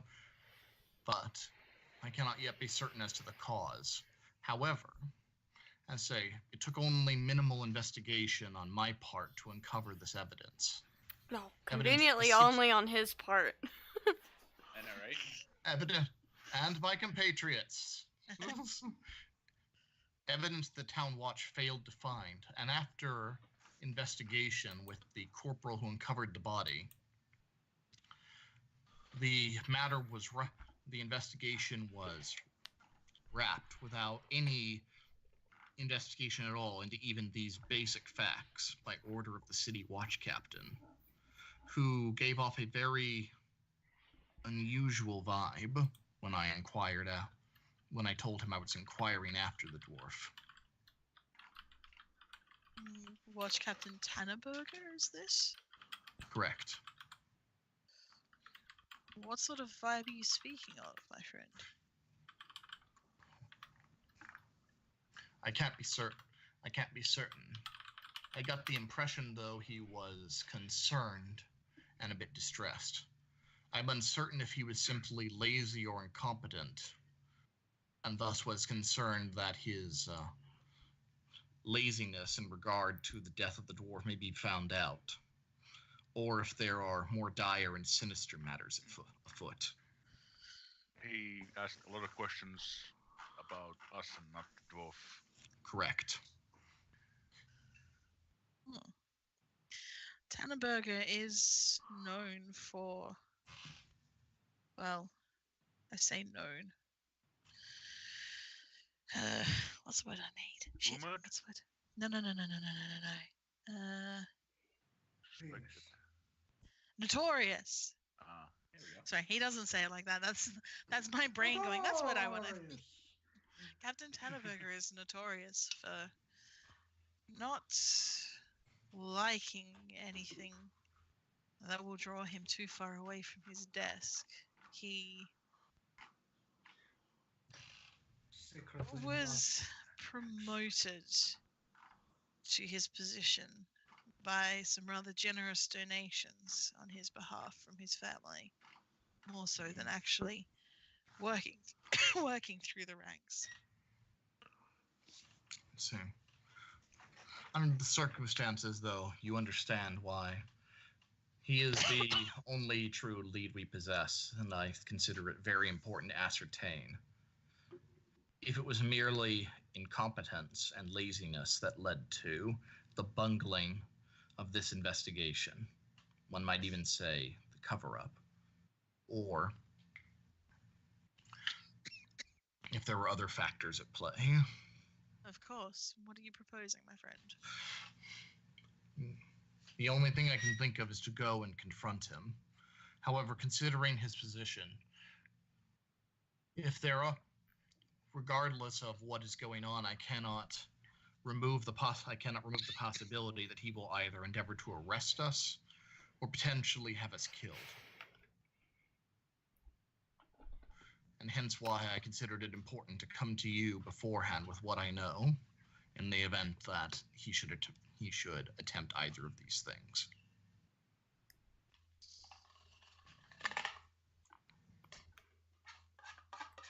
Would it help you to get him from the watch barracks so that you may speak with him alone? I'm sure that would help our position quite a bit. Do you think you or utilizing your influence could draw him from his desk?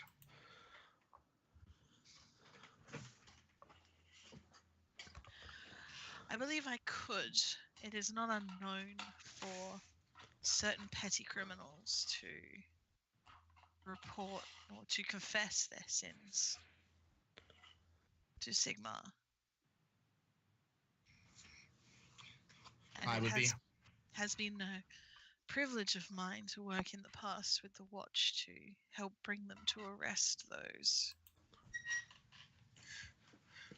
I would be most grateful if you could draw him from the source of his power. Indeed. If you would care to wait here, I can take you to my office. You can conceal yourselves within. I should be able to bring him directly. Thank you. We shall do so. Out of character. We So, are one- what are we actually doing? Out of character, like, are we trying to ambush the leader of the city We wish to watch? question Front, him. not ambush attack. However, Yeah. I 100% think that he's just gonna like go tell the guy what we're up to, and he's gonna show up with a shitload of fucking guards.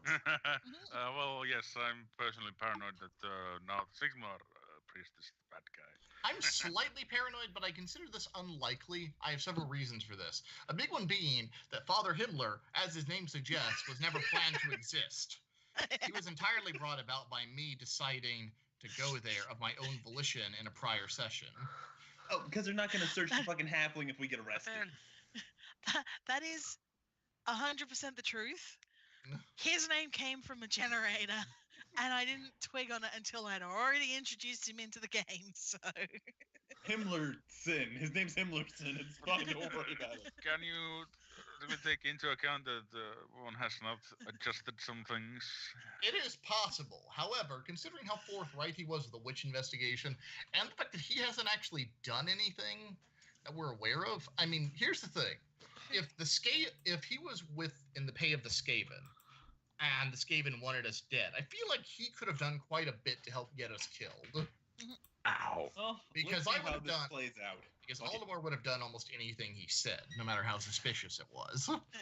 Aldemar, kill the halfling! Not quite that much. I was thinking more Kill the dog. everyone come into this nice dark alley, or go Or into this the nice sewers. dark basement. Or go sit in my office while I go talk to the guy that we're worried is going to arrest or murder us. But that wasn't him. That was us going to him. This would Maybe be he improvised. He could be quite clever. You don't know. This would be in. I'm just saying. This would be both. She would have had to adjust the script to account for his mere existence, and this would be insanely prescient on behalf of the Skaven. Indeed. Maybe it's not the Skaven. Maybe there's politics involved. Politicians do sketchy, overly convoluted shit all the time. With cold feet. Get in the office. Let's roll the dice and see. How is the office even big enough to fit, 8 of us and a small dog? It is. You're not going to have places to sit. Most of you will be standing up. There's only a couple of seats, and I presume that only Aldemar will be sitting in the father's own chair. It's Is like it a chair that I can spin around? I was gonna say we all It flatten is not. ourselves. We all flatten ourselves against the wall on either side of the door, and he's just sat behind the desk, just with his back to us. Yeah, I was about to say, I'm standing right next to the fucking door with spear in spearing position just in case. Except because this chair doesn't pivot, he has to slowly hop the chair around. Well, Just, like, drag as around we, with, like, a loud while we squeaky are goat. waiting for the watch captain, Evan will suggest that if the assassin or slash the assassins are watching the watch captain, and they find out that he's going somewhere, they might be following him, and they might try and kill us all if they figure out that they've been found out. That's possible, but they could strike us at any time, and we're as safe and prepared now as we'll ever be. Well, yes, but we should probably prepare more, as in those who are able to should probably hide in the shadows. Talcon, get in a cupboard. Or stand behind me. I'm quite large. Towson, get under the desk. Why? Okay, just as an aside, I've just seen something that is fucking absolutely hilarious, and it's hilarious for the entirely the wrong reason. As long as it isn't more sexy Skaven. It's not. This is it's not- true. Oh, please no. Worst case scenario, we get arrested. Talcon has the jail keys. Yeah. Because Yeah. once again, they're not going to search the halfling. That's not a thing that people would do. What I like about this is that this will apparently make your friends and family laugh hysterically. Actually, that is pretty funny. I'm not going to lie. But anyway, yeah. So You are shown to Father Himmler's office, and you find it's large enough that you can all kind of arrange yourself around the room, like leaning against cupboards and bookcases, and there are a couple of chairs, so a couple of you can sit down. But yeah, it's not like you're all going to be sitting and having a cup of tea while you wait. I'm ordering one of these right now, by the way, darling. No, you're not. It's 24 fucking dollars shipping and import fee. Piss off. Oh, sorry, my credit card is not in this room, so damn it, you got me. I don't think you guys even have a lawn. With this It one on. would go next to the Christmas tree, which is still out. So it's Anyway. mine. Mine is It's still. April. My Let's Christmas skip tree ahead. is stuck in the corner It's- because my cat likes it. But yeah, anyway, we'll skip ahead to the fact that Father Himmler does bring the Watch Captain Tannerberger back to the Temple of Sigmar without any further watchmen in tow. It is just the Watch Captain. See, we can trust this guy. Adolf Thunderburger. Anyway, No, his name, if you must know, is Adelhelm Tannerberger. Oh, let's close the Adolf. Yeah. Anyway. Just ominously close the door after he enters. So once he sees all of you in this room and the door is closed behind him, Watch Captain Tannerberger turns around and looks at you all. What is the meaning of this, Father Himmler? And the father just sort of shakes his head and steps to one side. Watch Initiate- Captain. Sorry, Initiate Aldemar, the Watch Captain. Watch Captain. I had a few more things we wish to discuss with you.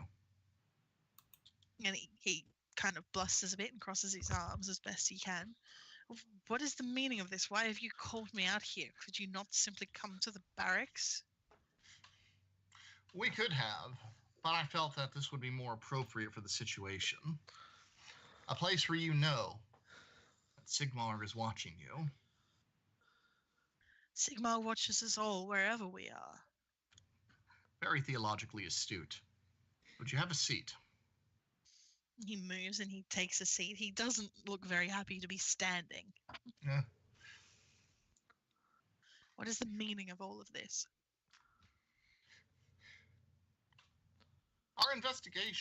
Our personal investigation into the death of Master Dwarf Toki Longtread has been very interesting.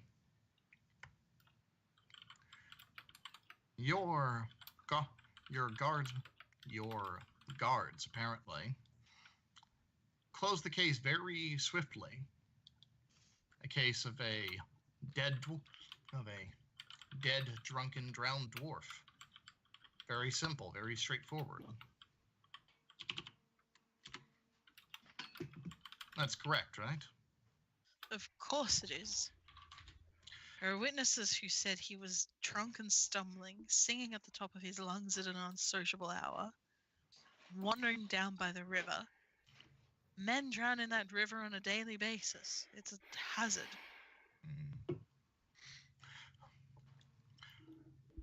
Do I look like a man trained in the arts of criminal investigation? And he frowns a bit further. I don't understand why you would be. I'm not. And yet, over the course of less than half a day, I discovered rope constriction marks around that dwarf's neck, hidden under his beard, and I found tracks of someone dragging a body to the edge of the river, not far at all from where he was first discovered. Very clear signs, to my untrained eye at least, that suspect some manner of foul play here. Things that should have been basic and easy to discover. Yet your office failed to uncover either of them. And from what I understand from Corporal Ditka, it was by your orders that the case was closed so prematurely. It was obvious that the dwarf had fallen and drowned. It did not seem relevant to continue looking for footsteps in the mud.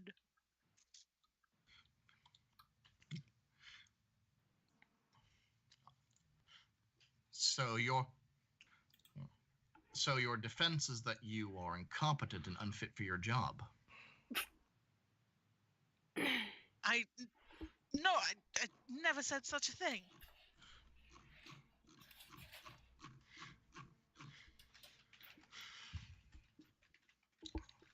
Listral, as I discussed with you, we are on an errand of considerable importance. That dwarf was a member of the people on this errand. Your error in this matter could cause great harm to the state. And I want to know, Prisa, and I want to know the truth behind your unusual actions. I want you.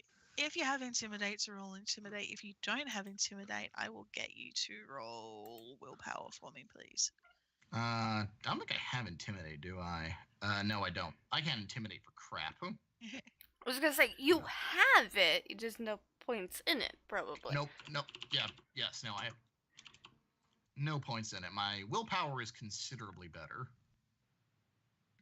Do we have anyone with intimidate?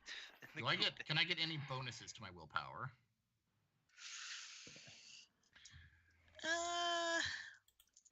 He's made Considering pretty the good situation. arguments. Yeah, Roll. you've made some very good arguments. You've also got Lorelei kind of standing there looming over the man. I'll give you a plus As if- 10. There's also a dog. There is also a small Tiny dog. dog. I was gonna say there are two things growling at him. He doesn't know how vicious the dog is, but yeah. It's Damn. got rabies. Okay. It's foaming Critical from the mouth. success. Yeah. All right. Now tell me what you know. Oh my god. He shits his pants. Well, he doesn't quite shit his pants, but he's blustering quite a lot, and his mustache is quivering.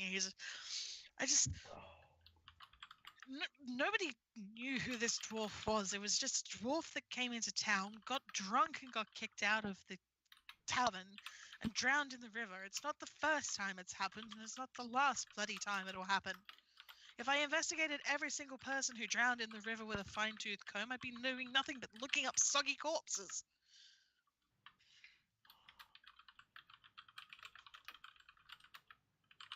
This is a quiet town. There is relatively little crime. There is relatively little violence.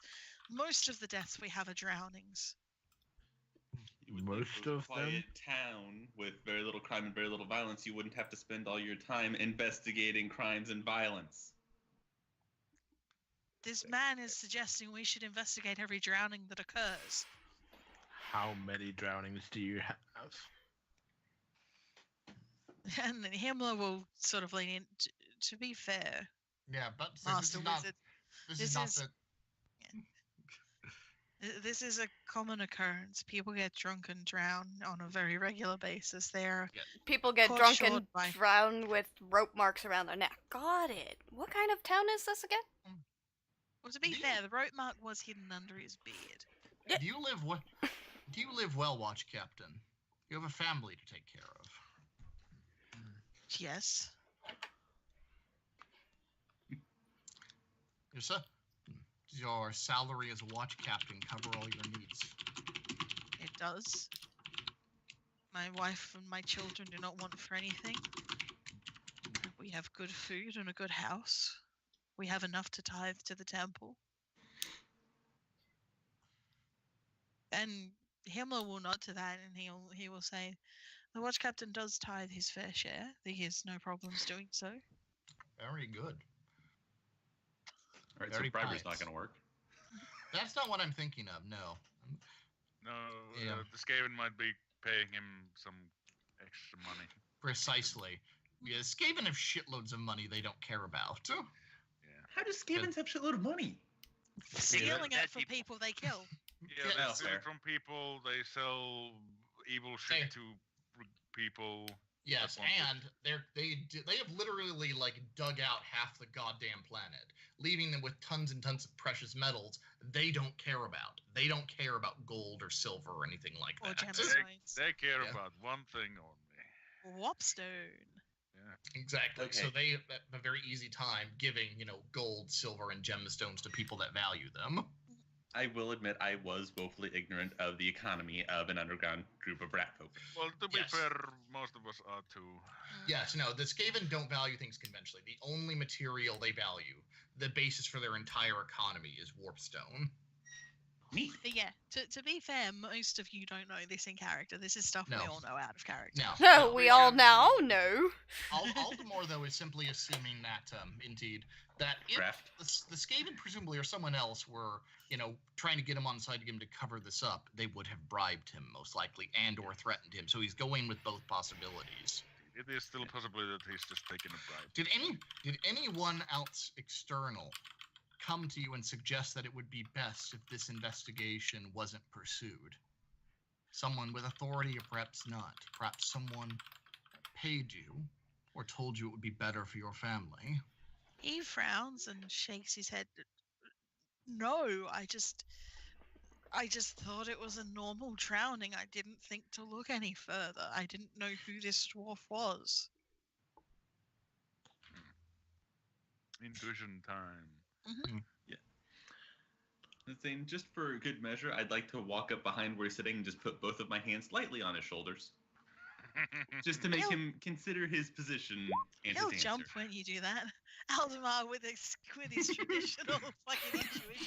His Sweet Jesus, man. fantastic intuition. I Mine's not any believe better. him. My intuition's not better. All Uh, right. We're almost done. It's time to re-roll.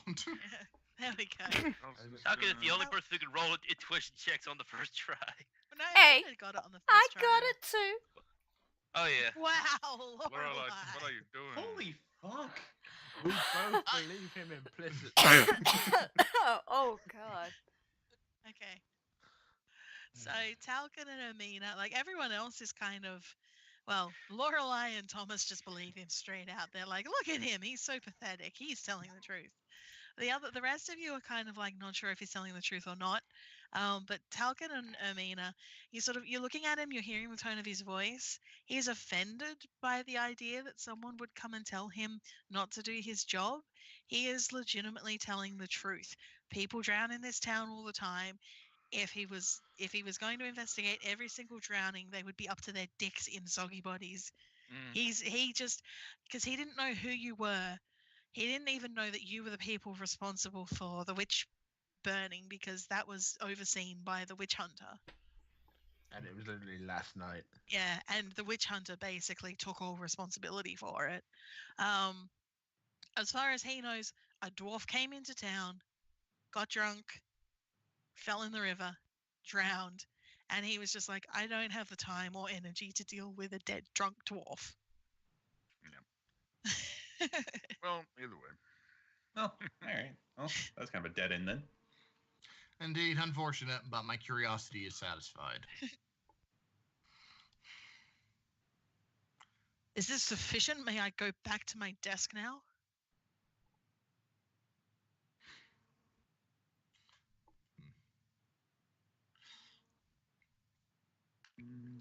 You're true. As I say, I'll go ahead and move my hands and step back. You're true. I don't like the tone of your. I don't like the tone of your impatience. Your ineptitude has caused harm to the state, and I'm forced to consider what I wish to do about that. But yes, I believe you, and I have little more, and we have little more to gain by holding you here. So you're free to go, and I don't think there's much more to be gained by going after your job or your livelihood. Provided, of course, you have the good sense to forget that any of this ever happened. This is not a day that I wish to repeat in any memory. Good. No? He'll stand and sort of dust himself down and crumph a little bit and then turn and waddle his way out.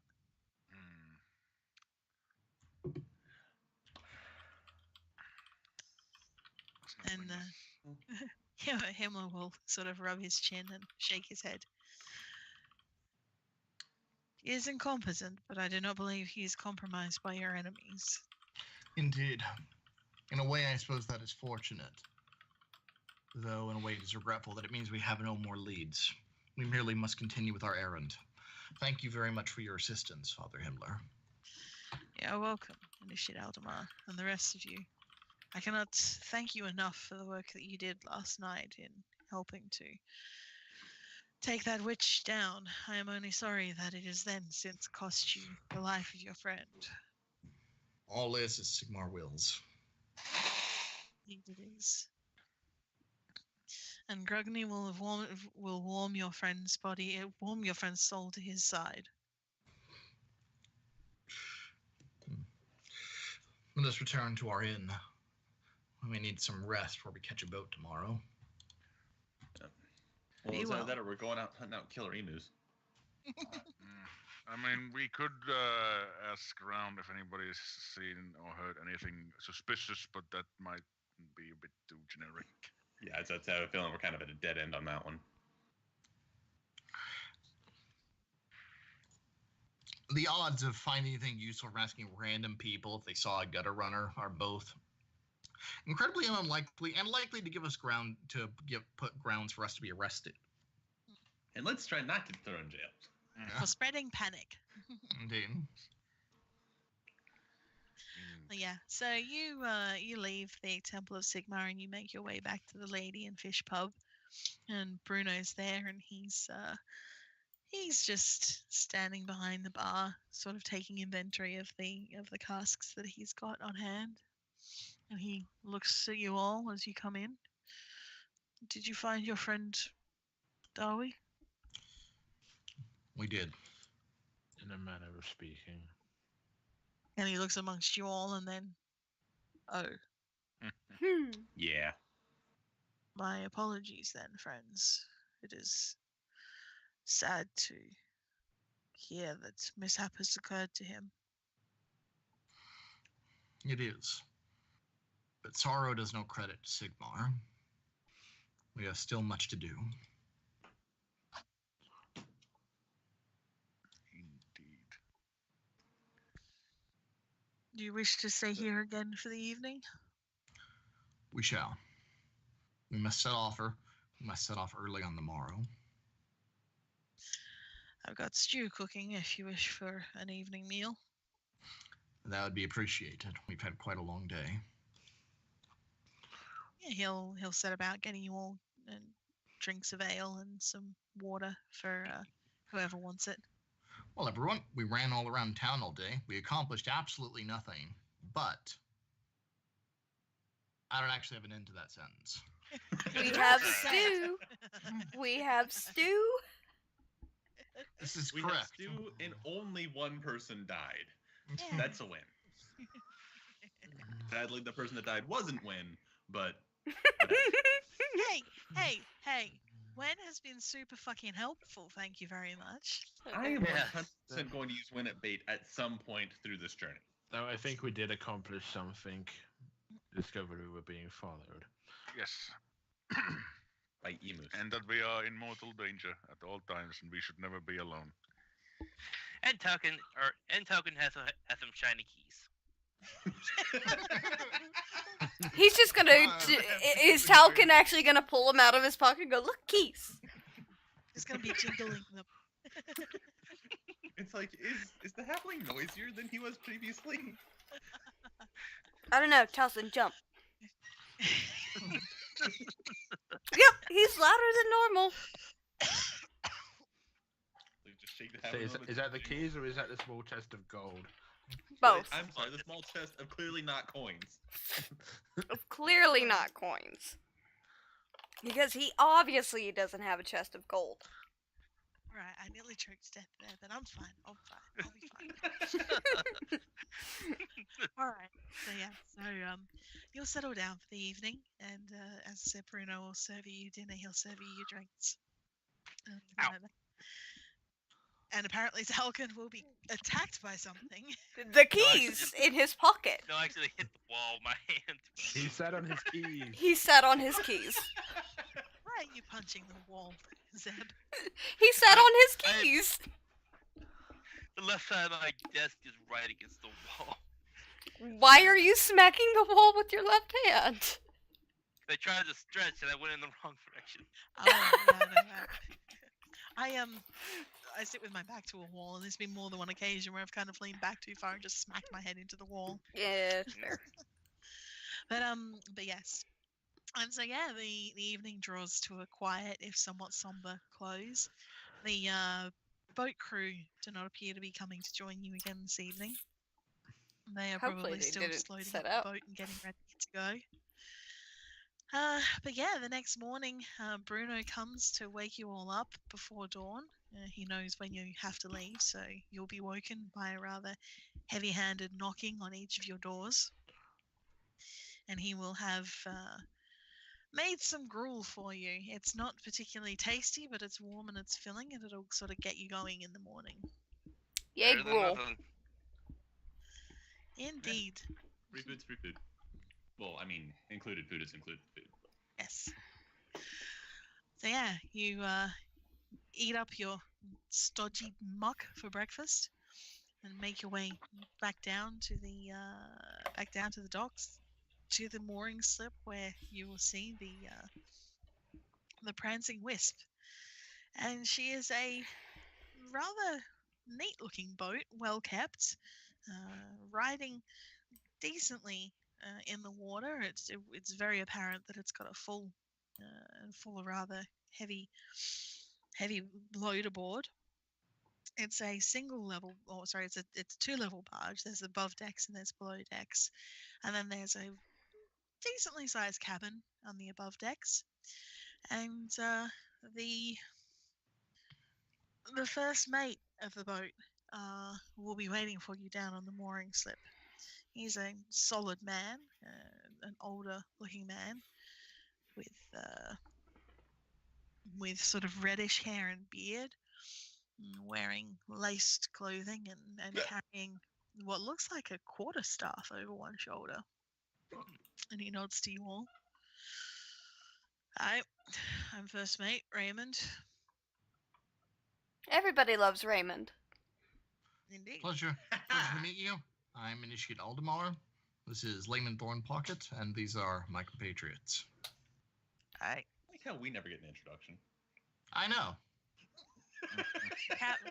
Captain Yeager said you were coming aboard to go to Altdorf.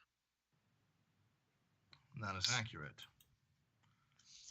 She's below decks, just making sure everything's packed away properly. You come in, you put your stuff in the cabin. We don't have fancy beds or cabin space here. You'll all be kipping on the floor of the cabin with the captain. Not a concern. I'll go talk with Dane. Alrighty. So Get a lower price, we have one less. Yes, the circumstances have changed slightly.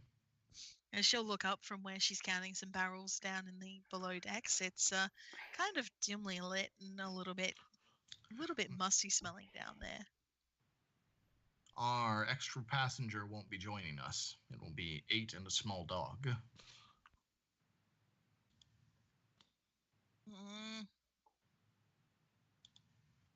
Alright. And up on deck, the small dog is sort of snuffling around and growling, and running back and forth from one end of the deck to the other. And she'll, down below deck, Stain will look at you and she'll rub her chin, and you'll get the sense that this is the gesture she makes when she's thinking. It's possible that she thinks it makes her look wise. It's hard to tell. It smells the rats inside. It's excited. 14. If the dog catches rats. 14. Alright.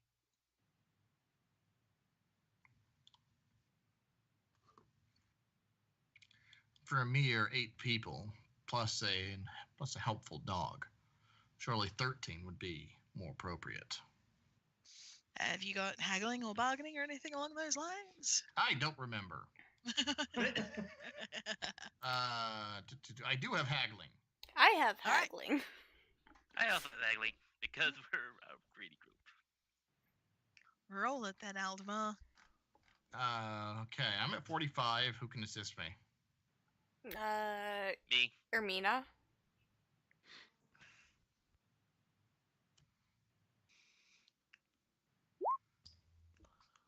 Okay, we're running out of time, but I have a ton of fate points. Well, hang on. I was gonna say she may do worse, but And hey, Hey, you're all five good. succeed. You're all good. She'll rub her chin again, and then she'll laugh, and she'll sort of lean forward and give you another one of those friendly elbow nudges that she gives, which is kind of it's kind of a winding blow in some ways. You're gonna have a bruise on your ribs. And she'll nod, and she'll be like, "Yeah, all right, 13. If the dog catches rats, you're paying me half up front." And she puts her hand out. And then she stands on a stool and punches you. I'll hand over 6.5 gold. All right, and she'll sort of juggle them in her hand for a moment, and she'll bite one of them and then tuck them away in her apron. It's good if she didn't bite the rest. Right. Upstairs, you'll be in the cabin a bit above above decks. Make yourselves comfortable as you want. There are some bedrolls in the cabin. You can sit in there. You can sit on the deck. Down here is where my men sleep. Down here is where our cargo is. The only reason any of you have to come down here is if you're helping them get the dog catch rats. Understood. Hey. Giant rats are in the bow. She looks at you and giant rats. What, like dog-sized? No, that was a out of character joke. Still, yeah, dog size. That's right. I've seen pretty big rats. She nods. Some of those river rats get huge. I've seen them bigger than your little dog. So, good luck, little dog. Carbonag gives no fucks. He's like, I'm gonna kill it. I'm gonna kill it good. But yeah, she shepherds you all up and out of the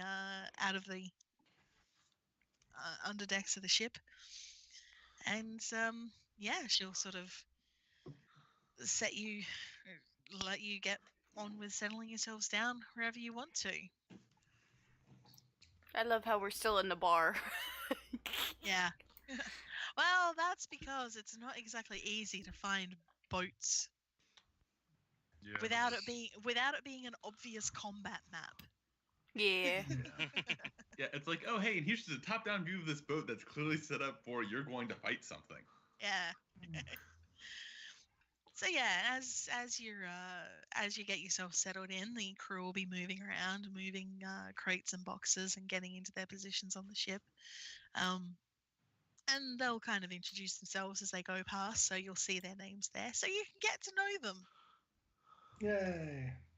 That's Yay. they all You'll have care names when they concerning die. They have names. They're not red That's shirts. emotional investment. It's like But they no, have that is a names, but fortress. they're all identical. They have names, therefore they're not red It's- shirts. I'll be big particularly family. sad if Wigbert Moldenhauer dies. For me, it's Frederick Furstenfeld. Oh, I had my eye on Ronald Weideman. Oh, Wolfhard Sauerbruch? Sauerbruch? So we take bets on who dies first. Yeah. I'm particularly fond of Mind Rad Rights. and you get a shipman, and you get a shipman, and you all get shipmen. It's If the probably wolf much was better still than- alive, there would be one of them for each of us. Yeah. Which means Okay. they're all rats in disguise. Let's get this boat down the river. Yep. Just so you I'm know, gonna- if this boat gets stuck on shit, I ain't helping. Also, this picture is triggering me because there's no boat that could fucking travel this river. Sure there is. Too I know. shallow. You know what else is also hard to find? Pictures of rivers that run through forests that are deep enough for a boat. Ain't that the truth? Yeah, I take it you've also noticed that on one half it's also snowing. Yes, Don't worry about it. It's fine. Uh, yes. Yes, this is just a general concept of wateriness and trees. Indeed. Here, have a picture for it. There's your river. That looks carried it's away. I called just the want dreaded Kindiru. Even that looks like it's pretty shallow in a lot of parts. I know, but it's, Yeah. And also in Can't the find anything tropics. better. But anyway. So yes, you all get yourself settled on the boat, and the boat pulls away from dock. Down the And river. as you start to go down the river, the sun is just starting to peek over the horizon, and you see the people of the town starting to move around and make their way down once more to market and to their places of work and out of their homes and things like that. As soon Yeah. you are beyond the bounds of the town, making your way down the river, and it gets deeper. Borderline marsh. That's Florida. Mm. And you're No, floating. no, that's not borderline anymore. Oh, fair. Fair. And you're floating your way down the river, and I'll get anyone who's up on decks just watching out the side of the boat just to roll me a awareness or perception. Yep, Perception. it's just Perception perception. or what? yes. Perception, just perception. Is the skill perception not stat? Because there's no stat perception anymore. I wish I could click these, but now they're just permanently entered, it seems. Nope. Why, we She sees suck nothing. So bad. 1,000 is Yay. good. But I can re-roll still. I will Yeah, re-roll. The only Most one of who us sees can re-roll. Yeah. Oh, when? Why? She just fails. She didn't fumble. Oh dear. Wow, there was just something there. I think Wen's just a little bit upset about the death of Toki. I think Everyone so. says about that. Indeed, he didn't. Well, he traveled with Toki and now he's dead. Yes. He was fine one day and then next morning he was fucking dead. And that It's can okay. happen to any of us. It's okay when Toki just left to go live on a farm. He's gone to the dwarf Awesome. farm upstate. You can run and play with other dwarves. Yes. Oh my god. And so yes. All right. Yeah. So most of you don't see anything. It's not so much just seeing anything, but Talcon, you notice as you come out of the town, as you're floating down the river. I mean, the noise of the water is obviously significant. It's not exactly silent or anything, but you do notice as you're floating down the river and the amidst the calls of the shipmen to each other and things like that, that there are not really any birds there's not any birds singing at the moment. The forest seems very quiet. That's not good. Should know. Only the birds have migrated, so something's up. That means Skaven, Beastmen, or Orcs. All are possible. Even Something beast orcs. unnatural. Click the wrong thing. This could be appropriate. Yeah. It will be a secret intuition test, so you won't know if she rolls. Indeed, and it only says the GM may warn you. Yeah. It's like you have a sixth sense, not a seventh one. Or your sixth sense is balance and joy. You don't fall No. over as often. No birds. If the natural world is disrupted, that could mean beastmen or greenskins. It means nothing good, I'll tell you that. I'll be right have back. my bow ready, I guess. I will have my faith in Sigmar prepared. All right.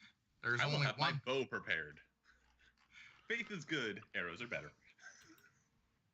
There's only one way we can deal with this.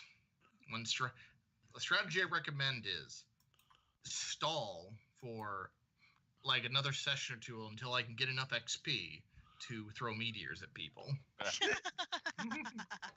was doing the same thing, except until I'm better at throwing fireballs. So as the boat continues down the river, you round a curve, and over the sound of the water, you will hear the sounds of combat and sounds of battle. And as you look out through the trees, the first thing that you'll see is the flash of sunlight on armor. And what you could gradually start to make out is that it's a strong-looking older You think it might be a knight. He seems to be wearing full plate. Sort of an older man. He's not wearing a helmet. Astride a warhorse. And he and his band of armored men are absolutely mowing through a throng of greenskins that Yay. are on the. They're a few yards back from the sides of the river. Yeah, you show it to them. Sketch. Is it the- Sketch. is like any way that we could? Is there anywhere to like moor or stop the boat anywhere near here? I think that's up to Dane, though she's a Sigmund We could right? ask. So she Yeah, might as I be say- up for killing orcs. Yeah, as I'd say, I'd like to ask if there's anywhere nearby that we could stop to assist those guys taking out those greenskins. She looks up at the fight as you're going past it, and she shakes her head. That's Lord Wallenstein, Lord von Wallenstein. He's happy doing his job. We got places to be. I got a cargo to get to Altdorf. You've got to get to Altdorf. If we stop and greenskins get on my boat, then everybody's going to be pissed. Yeah, okay. Fair. Unfortunately, she's not wrong. I'm not going to inveigh upon her to stop and let us kill greenskins when it doesn't really seem to be necessary. Fair Yeah. enough. It will seem from what you can see of the fight going past that the men in armor do have the upper hand on the greenskins. Yeah, They you are said they just- were massacring them, so. Yeah. I just don't like greenskins. Neither do I, but if they're getting massacred regardless, then. Fair. Well, Fair all enough. we have to do is keep an eye out for any stragglers that might be fleeing or Yep. trying to sneak aboard to escape the killing. Yep. And the greenskins don't seem to notice you. They're too busy fighting the men who are fighting them. So you carry on down the river, and soon you are out of sight. The sounds of battle will carry on further, and you'll hear them for quite a while after you pass. But gradually you will get out of that area, and eventually the sounds of birdsong will start coming back, and it will once again be a peaceful, idyllic day. Huh. Yeah. Now to be even more paranoid because it's peaceful. So yeah, unlike the previous captain, Dane did not give you any sort of warning about, oh, well, we're going to pull up and moor in the middle of the night. She seems to be quite willing to just sail on straight for Altdorf. There's a privy tucked off the back of the boat, so you've got food aboard, you've got a privy, you can fish off the side of the boat if you want. She doesn't seem to be inclined to stop for anything. Yeah. Yeah, that's Safe. smart. Also, time to kill all the rats on board Yep, and time attach them to a pole. for Theobald to actually Yes. get to do his job.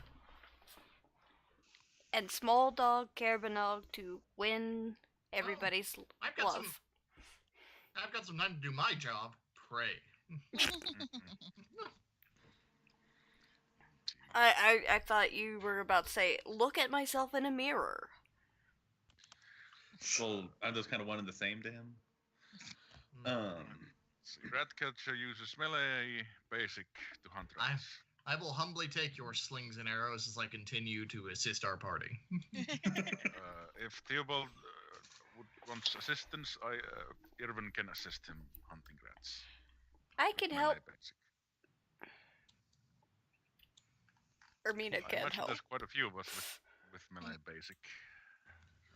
Don't all of us have it by virtue of being humans? No, you Not don't necessarily. Yeah, you. What else would you take? In my case, A I could have whole taken bunch. melee pole on because I start with a quarterstaff. Yeah, Oh, there's fair. a lot of things we could have taken. I'm back. But yeah. So yeah. Yeah, so yeah, you can roll to hunt some rats, and you did see some rather like when you were down talking to Dane while she was counting the boxes, making sure everything was in place. You did see some fat rats just bouncing around down in the lower decks. I'll be more concerned with prayer. I think under the circumstances, it would be very important to have Sigmar look favorably upon us in the days ahead. That As is if fair. any- I'm largely studying my grimoire. He's Are looking any at of the crewmen pictures. Not busy. What was that, sorry? As if any of the crewmen aren't busy. No, there's some of them who are basically they take it in 2 shifts. That some will be resting while about 5 of them, or 4 to 5 of them are up on deck working, and then they swap and they shift out. I would like to ask one of them that isn't currently working to teach me that rather ribald song they were singing in the tavern the other day. Absolutely, Frederick Furstenfeld is more than happy to teach a striking young woman the song that they were singing. Who Fantastic. Who were assisting me? Irmina and Irwin? Yermina and that's- Erwin. Let's move some people around. I believe the dog also has melee. Well, has to be able to assist, Yep. even though he might not be melee basic person. Or maybe the dog is the one rolling and you're helping the dog. Depends who has better melee basic. Me. Come on, Telson, All hunt, right. help hunt rats. They're about your size, right?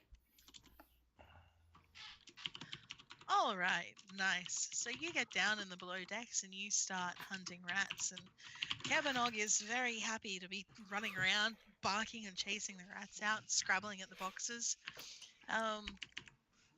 You are sort of warned that obviously you don't that they don't want him damaging any of the cargo, because obviously that comes out of the captain's pocket. But you get yourself, to start with, you get yourself a healthy half dozen fat ship rats. Yay! Now I'll attach them to a pole. Hooray! Yay! So now I have a pole for dead rats. A rat Yay! flail?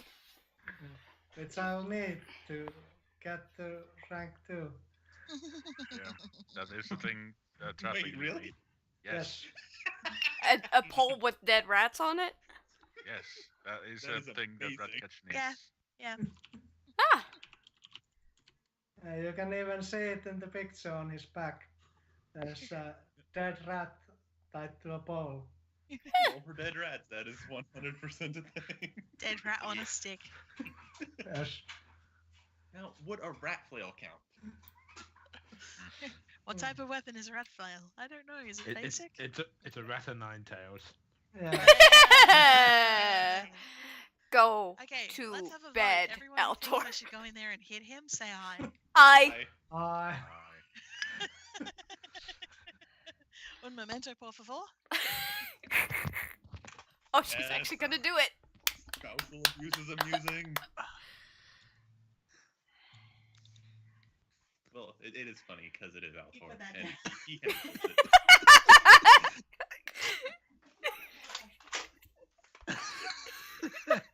I am defended. He was armed. With what? A book? Goodness. Anyway, Came with the door to me pointing a nerf gun at her. Ah. Well played. all right.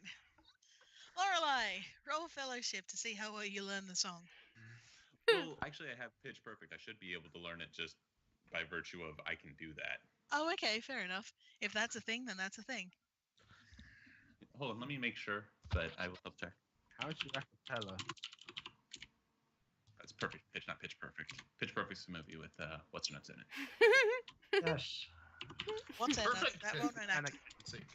Perfect pitch, which does able to replicate notes perfectly and identify them without even making a test. Oh, Which doesn't really count for the words of a song, but I'll let it fly this time. This time. Okay, I mean, I'll roll. I have no problem with that. That's cool. It's all good. Revolt songs. And so Wen is praying with Aldemar. And Thomas and Talcum, what are you up to? I'm largely just studying my grimoire. Fair enough. He's looking at the learning pictures to on the book. Read. Trying to learn to read. Talcon is liberating people's money from its confinement in their pockets. Do not rob the boat crew. We don't have anywhere to run. Yes. You can't like own money. It needs to be free. You can. All right. Oh God, we've got a hippie halfling. They're not. I wasn't stealing it. I was just borrowing it. I Found was- its way into my Free, pouches. man. You can't keep it in a cage. I was making a charitable donation to the Church of Towson's Pocket. Is it the Halfling Foundation? Money for halflings? All right, so the day will pass without any further incident. You're not going to run across any further hunting parties on the edge of the river. Theobald and friends have caught their rats and slung them on his pole. Lorelei's learnt a bawdy song that the crew are happy to sing with her. Aldemar and Wen have been praying, Thomas has been reading, and Talcon has been doing halfling stuff. Halflinging. That too. And the sun goes down, and as it goes down, one of the boatmen, Meinrad, pulls out a small cooking pot, and some of the other guys who'd been fishing over the side of the boat will throw their fish in with some root vegetables and some grains. Make up a fish stew for everybody for dinner. Yay, food. Straight from the river. Indeed. Now that's fresh. Is it? Well, I mean, Well, as fresh as... you're upstream from the town, so it's not like it's full of shit from this town. We're downstream from another From town. another town. You're That's always true. downstream from something. But yes, you have your dinner, and then the boat crews switch over. So the night watch come on to the deck, and Raymond takes the helm while Dane comes into the cabin and settles herself down. And there are some bedrolls and furs and various things, and basically she'll kind of set things up so that you're arrayed in the cabin, all the men on one side, all of the women sleeping on the other side. It's up to you if you want to take any watch during the night, or if you just want to try and sleep and trust that the crew are going to watch for you. Then you have the eyes of an eagle. You need to stay up all night. I would say I trust absolutely nothing after what happened to Toki. Yeah, Yeah, as I say, we should keep definitely watch. keep watch.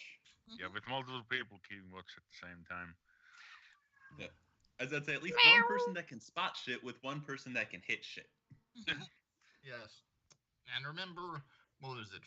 If I learned, anything from stealth games, overlapping fields of vision. That's fair. And if you hear a strange noise, don't have just one person go off and investigate it. I know, when you get shot in the eye, you just go, must have been the wind. Must have been the wind. Alrighty then. So yeah, fair enough. If you all want to sort of take turns at watch during the night, you can absolutely do so. Yeah. As I say, I'll take first watch. Yep. I like that you now have a thing for your pole for dead rats. Yes, as I do. It is important. Ermina's just gonna be doing sketches, making little sketches, meow, especially of that cat that's somehow in Talson's pocket. Talcon, we told you, don't bring your cats aboard. And it's useful for the rats. True, Ah. true. Not as Okay, useful so as Caberdog is. Yeah, so the first night will pass without incident. You'll all take your turns at watch. You'll be watching out into the, watching the water, watching the banks as the boat goes silently by. A couple of you think on occasion you might see sort of red eyes in the darkness, but you don't really hear anything, you don't see anything, and nothing makes an attempt to stop the boat or to come and assault the boat. You continue floating down the river with no problems. You don't run into any rocks or dams or any Thank blockages. And then you don't want to be thanking Christ, he's unknown in this world. Thank Tal. And then the dawn of the second day comes. It's a little bit more cloudy and a little bit cooler, but still quite a nice, peaceful day. You are presented with the cold remains of fish stew for breakfast. Yay! Not quite so fresh.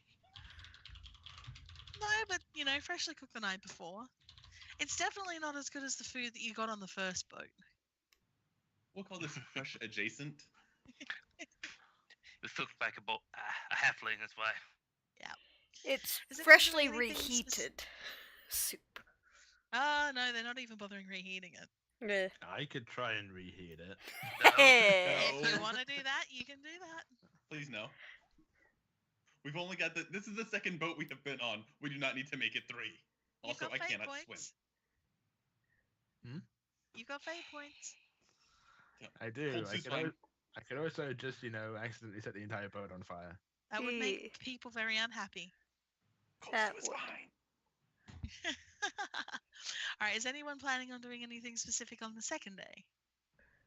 Sketch, Nah, just sketch, hanging out on the deck. sketch. Okay. Help catch rat. Sketch, sketch, sketch.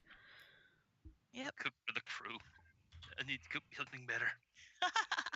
Fair enough. Well, if you want to cook Talcon, you certainly can do so. They'll be more than happy to let you. Everybody knows that halflings are the best cooks. I don't think we should cook Talcon. That sounds like a terrible plan. Yeah. There's not much meat on him, really. There's not much meat on Wen either, and we were talking about using him for bait. Wait. Fortunately, that. Oh, Talcon. Talcon. Talcon gives everybody food poisoning. Okay, unfortunately, Talcon, as much as you want to try and cook something better, the severe lack of spices and ingredients on this boat are making it really hard for you. You're just like, I can cook more fish stew. All right. Well, let's let's eat. Let's go through the day, and let's wait for us to get to Altdorf, or a bunch of rats to swarm the boat. Indeed. And yes, so the next night will come. And with it will come a map change. Hey! Yay! Because this one is No, obviously. it's a grid. Why? Why a grid? Dang you, grid. What's that? A top-down view of the boat? Dun, dun, dun. With a very convenient, grid in All right. place. I want everybody who's on watch to put themselves wherever they're going to be on watch. Anyone who's resting will just be in the cabin. I was going to say, which watch period would this have been? It's When- well in the middle of the night. So now, maybe we so, should establish a watch order before we know which watch period we're on. Yeah. Well, Tucker has the night vision, so we can at least see during the night. Yeah, I have night vision as well, since I need to see in the tunnels. Yeah. I have no night vision, but I can conjure light. I have no night Yes. vision, and she'll probably take the very early morning, like right before sunrise, kind of shift. I have faith Right. in Sigmar. And Okay, so nothing yeah. else. Set a- your watch order. What are you? He's I- gonna basically. You got 3 watches. You've got just after sunset. You've got middle of the night, and then you've got pre-dawn. Well, As I would let's say, I make usually volunteer pre-dawn for- here, hmm midnight here, early evening here, and Okay. I'll take first watch. Yeah, as I'd say, I'll usually take first watch. Oh wait, if Aldemar's in first watch, no, I won't. Mhm. I'll take the first watch of Aldemar. All right. Well, Win will be with Aldemar. That doesn't make it even. Then- Come on, Thomas. then again, Come to the Townsend- pre-dawn. Townsend is going to the middle of the night, or Well, no, Dane. I mean, Dane will be up in the middle, up at pre-dawn. Maybe we don't want to have Wen and Telson in the same watch because they are the both best perception people, I think. Yeah, I think I thought if Townsend had dark vision, he'd want to be in the middle of the night anyway. Yeah, the darkest night with Telson. yeah. Get back over here. Yes. Leave Win on watch with me. I won't throw him out as bait. Wayne. Oh, we can't move freely anymore. We're attached to this kind of invisible grid beneath our feet. Can you see what I see, people? This world is madness. Uh, The world is made of lines and corners. No. Okay. So I think we've got order established here. Yeah, kind of. All right. Remember, My favorite color is blue. All right, so given that I have already established it's the middle of the night, the people in the middle, please set yourselves out on the deck where you would be while you're taking watch. Indeed. I'm trying to be over here near Frederick Tell- because I like him. All right. He taught me a body Tell- song. Show us where you would be when a warpstone claw stabs you in the throat. Right there. They'll have a fucking warpstone gunners along the side of the In that shore. case, I am asleep in the corner against this barrel. Doesn't Awesome. get out there. We are not the Ubers Reich 5. We are not prepared for this. We are not. Did- We are the Is Ubers Seth Reich 8. actually in the call at all? What's that? Yeah, there he is. Where are you, Zeb, when you're on watch? On the boat somewhere. Put yourself. Yep. Yes. Oh, sorry. Not in the cabin. We are about to get murdered by rats. Zeb is on watch. He's just watching us sleep. You need to be Yeah. somewhere outside of the cabin. Thank you. There we go. Okay, That- so now those people who are in the cabin, once again, the men are on this side, the women are on this side. Okay, Ooh, no, I have the hiccups. all right. How the Ratman get you? Is Dawson stealthing while he's on watch? Well, yeah. I'm basically just peering over the side of the boat. Okay, good. I'm not the tallest. So that's hopefully then maybe Dawson won't get stabbed in the neck by a Okay. open. Maybe I should stealth as well. Alrighty then. What I will get first is I would like someone please roll Wen's perception for me. Uno momento. When please don't get us killed. He's gonna have a -10 because it is the middle of the night and he is sleeping. Please don't kill us, please. I don't Oh! Good work, Win. Fucking Way to be more Win. useful than your master. Alrighty then. Critical success on a 1. Excellent. Excellent, Wen. Well done, Wen. Alright. I will also get Talcon, please, to roll me his perception. This is going to be. Yep, just roll your perception. No penalties because he's got night vision. And he's not asleep. I could roll these at least today. Okay. Alright. What we're going to do is we are going to go with what Wen notices first. Wen is tossing and turning. He's uneasy. The death of Toki sits heavy on his shoulders and he's not sleeping well. And as he rolls over, he hears a faint squeak, a faint noise of something, and he kind of snaps him into a wakefulness. And as he looks, he sees the grate in the corner of the cabin lifting and beady red eyes peering out. Sneaky snappy. Thankfully, no. Those look like Skaven slaves or clan rats. And now Wen Talcon. screams like a little girl. You will, as Wen screams like a little girl. Talcon, you're looking over the side of the boat, and it's dark down there. The water's dark, the side of the boat's dark. There's not much to see except a flash. A flash of something that the moonlight catches. And as the moonlight catches it, mental por favor, you realize that it looks like a blade in the darkness. And something is scaling the side of the ship from the water, moving absolutely silently, moving fast. Well, that's bad. Yeah. Please be a night runner. Please be a night runner. Please be a night runner. Sneaky stabby. It is climbing vertically up the side of the boat, and that's where we're going to leave the session for this week. Oh, Yay. cliffhanger! Yay! Question. Yeah. What does Talcon see on its hands? Talcon sees dual-bladed claws. God damn it! It's a gutter runner. That could go wrong here. That's bad. This thing by itself might kill half of us. Oh, I'm a tackler. I need to get a spell that is ranged and doesn't require channeling. Well, what we need to do is stack advantage on somebody and then have them hit it. Well, it fucked its notice roll, so it doesn't realize that Talcon's there.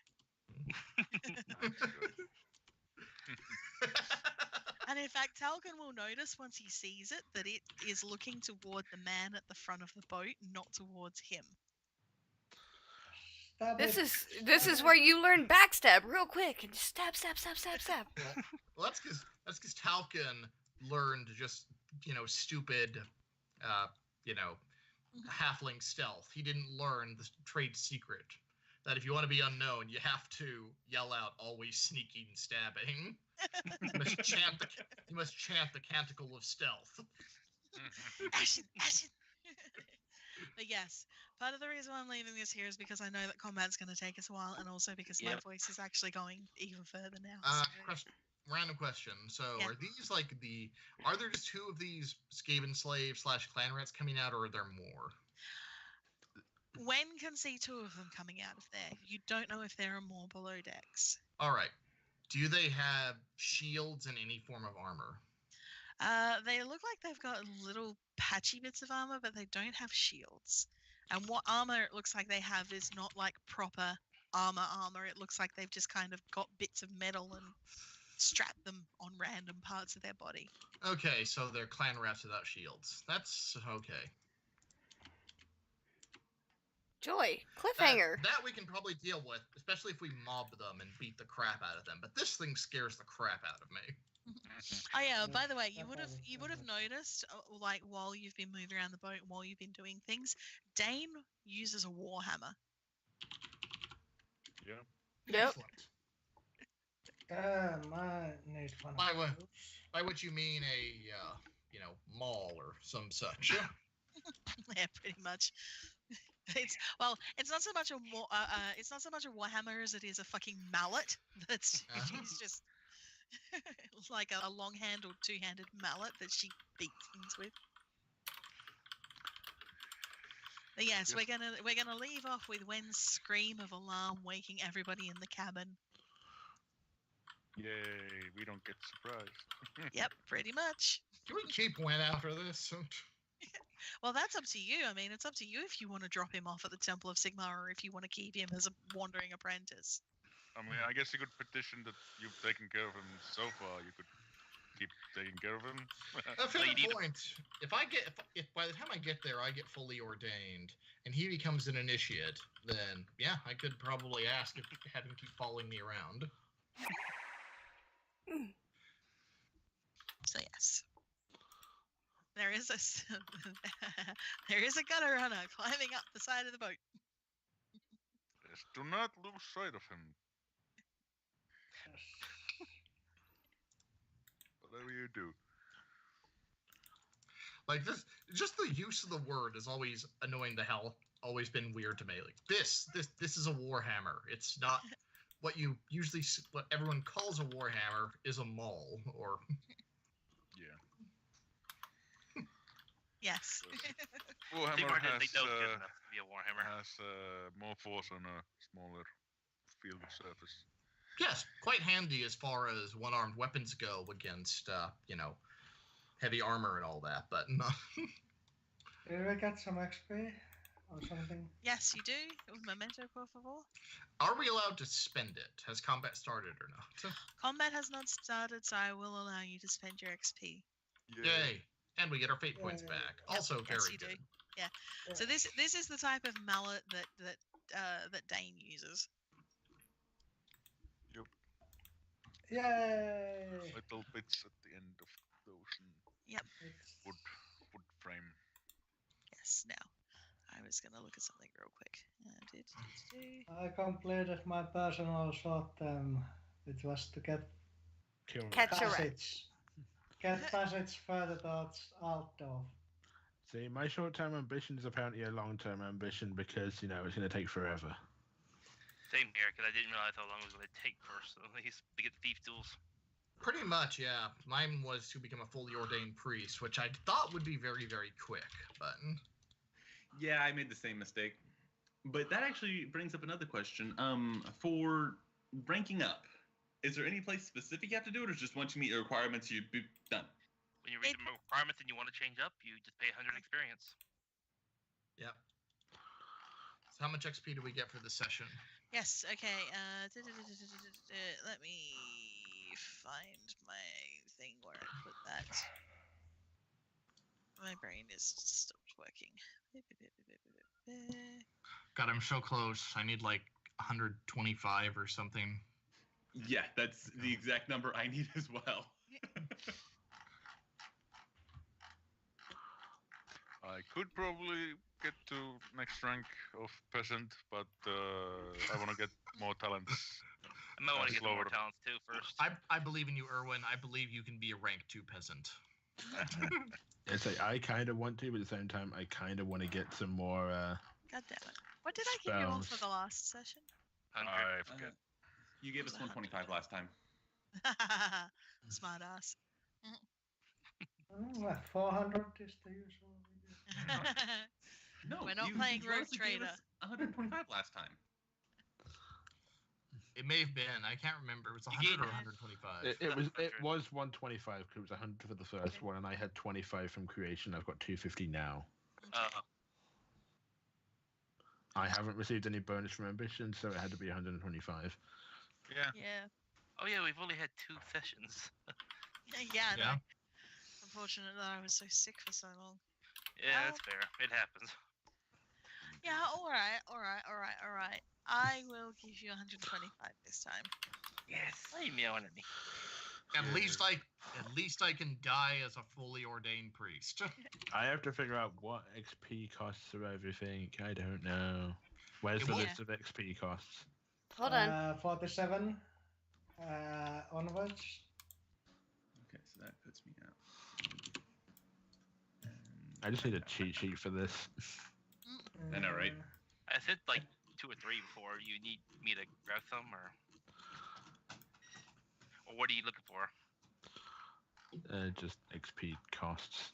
I think for your Oh, here we go. characteristics, it's 25 for the first 5, and for skills, it's 10 for the first 5. There Beyond you that, go. I have no idea. There's a picture cheat sheet. I snipped. I believe.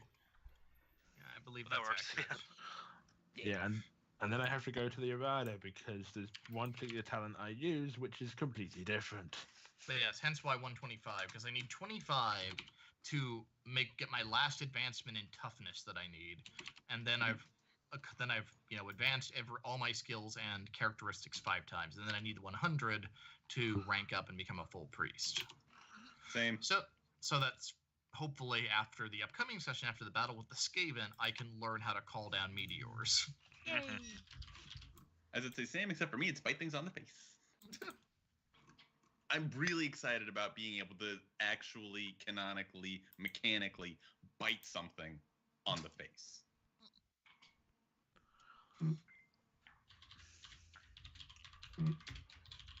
Face biting is a thing. Indeed. There we go. I got Strike Mighty Blow. Yay. How much experience did we get? Sorry, it's 125. 125, yeah. Alright, just wanted to make sure. I don't know what to spend it on just yet, but Because you did actually uncover the fact that Toki Longtread was assassinated. Indeed. I I knew did that not you were, accept the. I knew you were paranoid enough to suspect it, but yes, the excellent rolling that Wen did for you. Indeed, he is very observant. That's true. If Wynn hadn't found those rope marks, then everything might have just come to an end in the Garden of Moor. Well, I mean, nobody else tried, but we figured that he has the best eyes, so we all assisted him. Yeah, Somebody else might have still succeeded. exactly. But still, Oh, another language. Neat. He is still very observant. and you uncovered the stunning incompetence of the Always World watch captain. Indeed. Yep. I know they probably haven't even noticed that I took a pair of keys yet. They Was really haven't. was that all planned, or was it just a result of us, investigating it so thoroughly? That was really just you guys investigating it so thoroughly. that's Paranoia is. that's why when you're all like, what if he has like dozens of men and they're gonna arrest us for suspecting him? And I'm just sitting here going, no. What if this is a counter ambush? No. we are paranoid bunch. The priest was in on it all along. No. As I said, Reeve, you called it entirely that the priest of Sigmar was like, shit, I need a character name. Exactly. Well, I knew about that. I didn't know about the watch captain. I said I didn't know whether or not this whole going to the watch captain, the watch and all that, was supposed to be an angle, or if it was just a result of us, like, going on about that. I didn't know if the saying the captain, ended the investigation was just something said in the heat of the moment, or if that was an intentional hint towards his involvement. So, No, that was just, no, Zeb, this paranoia has been bred into this group for a very long time. Yeah. I blame myself for this, honestly. Yes, I blame you entirely for Yeah, this, it's because like, it's you that has taught us so well to be paranoid about everything. Sizer is Machiavellian.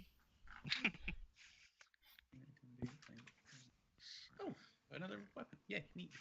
Increase It's my like, agility. Does anyone have anything that can protect them from heat? No. And you're in a heating vent. Well, fuck. Yeah.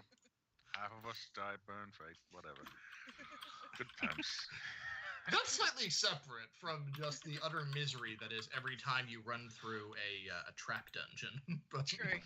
True. Do I ever? Oh man, No, I have fucking acquired. read for perception.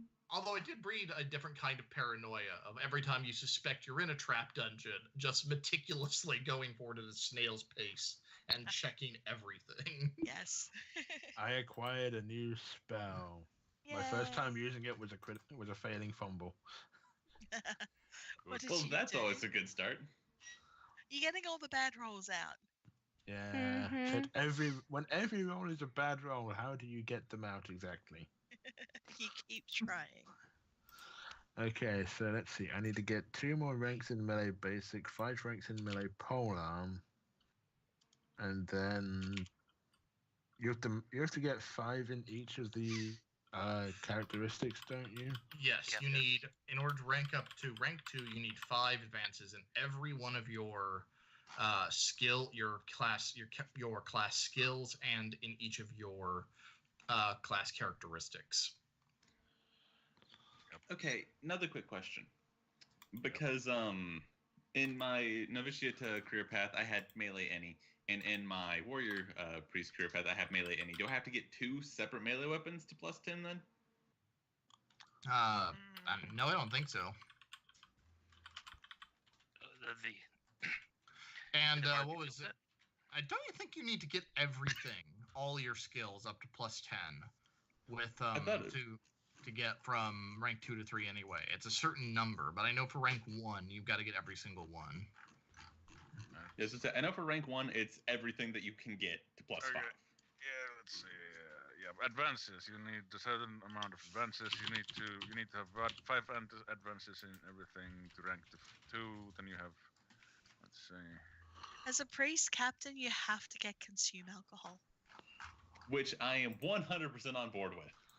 Basically, you need 5 advances in your career skills. In all of your For career's everyone. level characteristics, and in 8 of your career levels available skills. So you only have to have 8 of your skills at the thing. Yeah, but all you of start your with 8. characteristics. Yeah, all characteristics and 8 skills. And, Okay. I find it a bit funny that. everyone starts with like 8 skills. Yeah. Yeah. I do find it a bit funny that Alright. as soon as I hit rank 2, I cannot learn any more petty spells ever. Why? I Because don't it's think that whole thing feels weird to me, that you can't buy talents from prior ranks in your vocation. Where does it say that? in talents, Oh. I believe. Are the talents? Yeah. Yes. It says talents are only available when you're in the level of the career that lists them. So if you are an apothecary general, you can only buy talents listed under apothecary general. Fuck Not off. those listed under apprentice apothecary, apothecary, or master apothecary. Fuck off. So I'm making a GM ruling. You can buy talents at any level. Yeah, Right. I might be able to learn to read. because otherwise I have to spend a very long time as a rank 1 wizard to make sure I have all the petty spells I want before I'm allowed to go up. You and- might I you might think- want to say you can buy talents at any level that you've managed to get to. Already passed. Yeah, that's what I meant. Like, I believe what you the reasoning for you can't buy talents from previous levels is that some of the career ranks are very different from the first ones. Like you can have very like far distance social distance between the different Well, ranks. I think- yeah. Well, I mean, yeah. As an initiate, I'm brass too, but by the time I'm a lector, I'll be gold too. So. Yeah, so your I think maybe you should- interests and focuses are completely different at that point. I think it should be fair if you keep it as long as you're in the same career path, not like you suddenly went from priest to guard or something. yeah, that's fair enough. I think if you're in the same career path, you can buy talents from any level that you've already reached or surpassed. Yeah, just completely banning people from buying talents from previous levels. While I get some of the thought behind it, I think it's It's kind of punishing for like wizards and other sort of like spell and miracle users. It's weird that a thief can't be a criminal after the first rank. Yeah, things like that are things that are just quite odd. Yeah, because a lot of them they don't duplicate talents that would be logically available in the subsequent ones if they would make sense in the first one. The thief doesn't have criminal in every single level. It's just the first one. Priests and warrior priests can only learn to read as an initiate. Yeah, I was gonna say I was just resign myself to being illiterate forever. I was just like, fuck it, I don't need to read. Lorelai's like, because I think, how many people know how to read? I know I do. Ermina I does. don't. I could, but I haven't picked Ratcats up the just talent can't yet. read. Ever. Yeah, I think Aldemar and Ermina are the only ones that can because we're the only academics, I think. No, When no I wizards. read, No, I'm an wizard. academic. I haven't picked up the talent yet because I've been spending my XP on spells. Yeah, I was asking who is currently literate. I can't currently, but I plan on picking up the talent. I imagine Wen might be literate. Oh, when I think he is. should be, yeah, 'cause if he's a quarter type person. Noble. None of you know that though. Yes, we don't know. We But, just know that he's um, very. When so- Lorelai decides she wants to learn to read, she can actually ask Ermina to teach her at night or something. To give it a valid go. reasoning for learning to suddenly read and write, not just I haven't known how these things work, but suddenly it clicked. Speaking of which, random note: does anyone? I know Aldemar speaks Bretonnian as well. Does anyone else in our party have any other languages? Magic. I speak battle. Halfling. Hmm. Or moodish, whatever it was called properly. I have language classical. Yeah, Okay. language magic because it's literally how I cast spells. Should I have a language skill? I'm pretty sure I got it from the. It's just one thing that can happen with basic human. Did you get one of the random skills from it or something? Yeah, Mm, I I think one of the when you random roll talents skills. will give you it. Let's see. I'm pretty sure I have no language skills. Well, you technically have You have your. Reikland at least. Well, Yeah, like, everyone, by virtue of it being set in Reikland, has language Reiklander. like Spiel. Well, it's not on my character, so I guess I'm mute. You just been wandering along.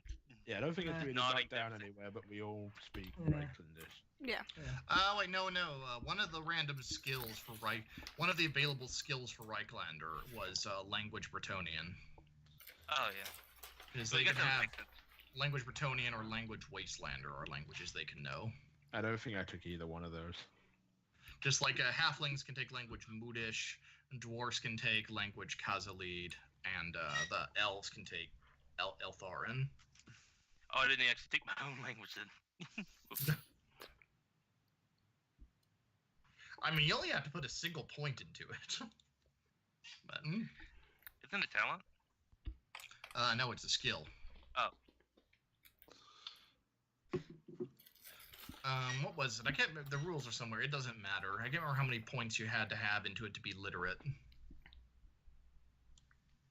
What, for literacy? No, to be literate in a different language, to understand, to be fluent, or accurate in a different language. Oh, Yeah, I was about to say, I think it said that if you have any trained ranks in a language and you had read-write, you were considered literate in that language. No, I'm not talking about literacy. I'm talking about fluency. Oh. No idea. Figure out where it is. Well, in Call of Cthulhu it was 50%. But Yeah. No, it probably should be under the language skill. Where is that? Yeah. Language. Too far. in Warhammer games, it's always more difficult. I'd say exactly. If you possess a language skill, you are able to make yourself understood in that language. Okay, so yeah, so as long as you have at least 1 point in it. Yeah, that makes sense. I didn't actually realize I didn't have that. Whoops. Not all literacy doesn't always count to fluency. No, not in games like this.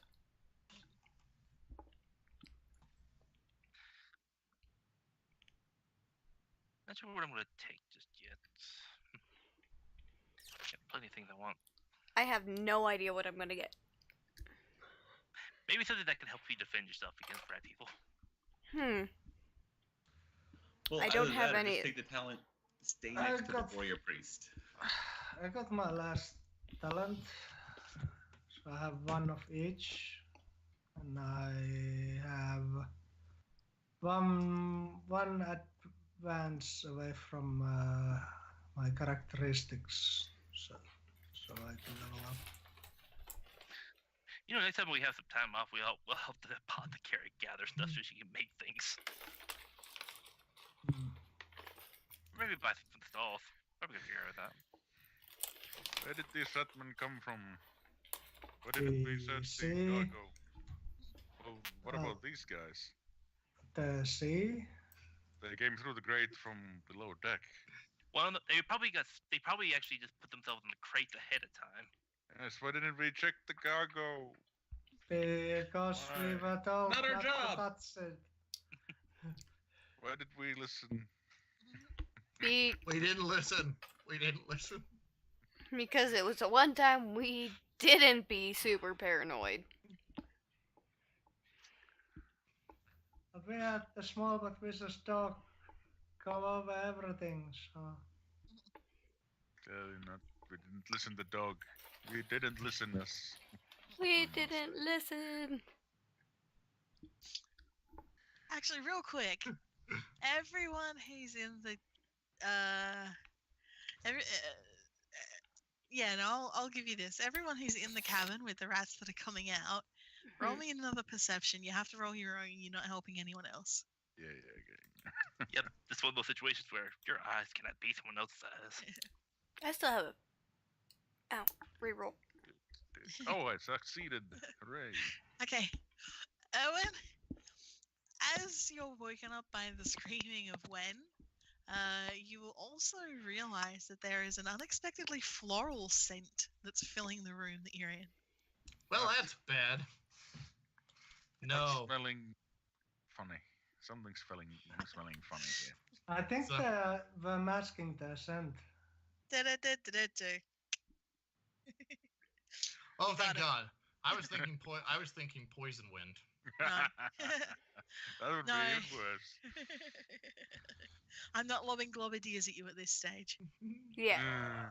There's gonna be a rat Yes. ogre coming through. I don't think I can tackle a rat ogre. No. Catch can it. try. I'm gonna try. With that attitude.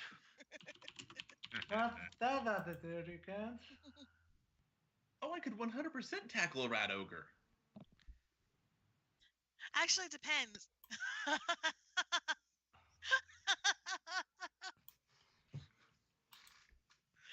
Oh fuck! I love it when they go flying like that.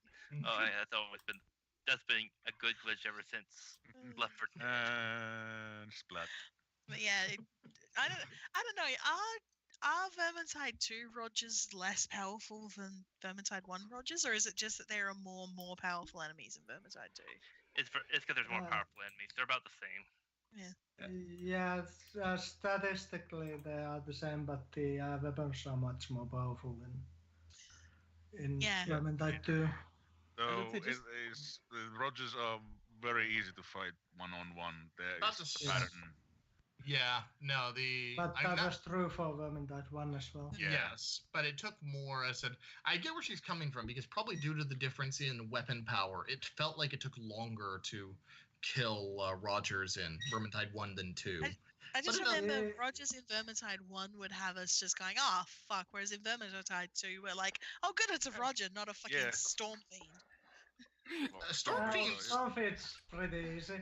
Yeah, no, I was thinking more the troll is probably Yeah. my most hated. Well, the Troll troll is is also pretty easy but if you have either a Slayer or a Dark Elf. Oh, Yeah. true. Well, anything's easy with a Dark Elf. The Dark Elf is not a fair comparison here because the Dark Elf can one-shot any boss. Which the most difficult, I'd say the spawn is pretty assholeish. Yeah, the Because spawn it's with a- his grabs, it's- sir. Yeah, because of the grabs, and it's like a Roger, but it's even faster. Yeah, and True. you can, bait it into attacking, and you can dodge attack combo. Yeah. True, and it's both the Roger and the Chaos Spawn have the slam attacks that do damage through block, right? Yeah, I think all of them have, except for the Stormfiend. I don't think the Stormfiend has. Yeah, it something has a melee hit that sends you flying, but it doesn't slam you. Yeah. Yeah, I'm pretty sure even the troll has the that goes through block. Yeah, slam. it's got an overhead. Yeah. Anyway, yeah, I think we're done. Yeah. Okay, I'll go ahead and get this stopped. But No, yes, I don't. I'm firmly convinced I could tackle a rat ogre. It is Uh, a larger, so be careful. Well, I mean, if you There have you go, enough why don't you advantage- try? If you have enough advantage, well, okay, now we have a. Oh. Now the crits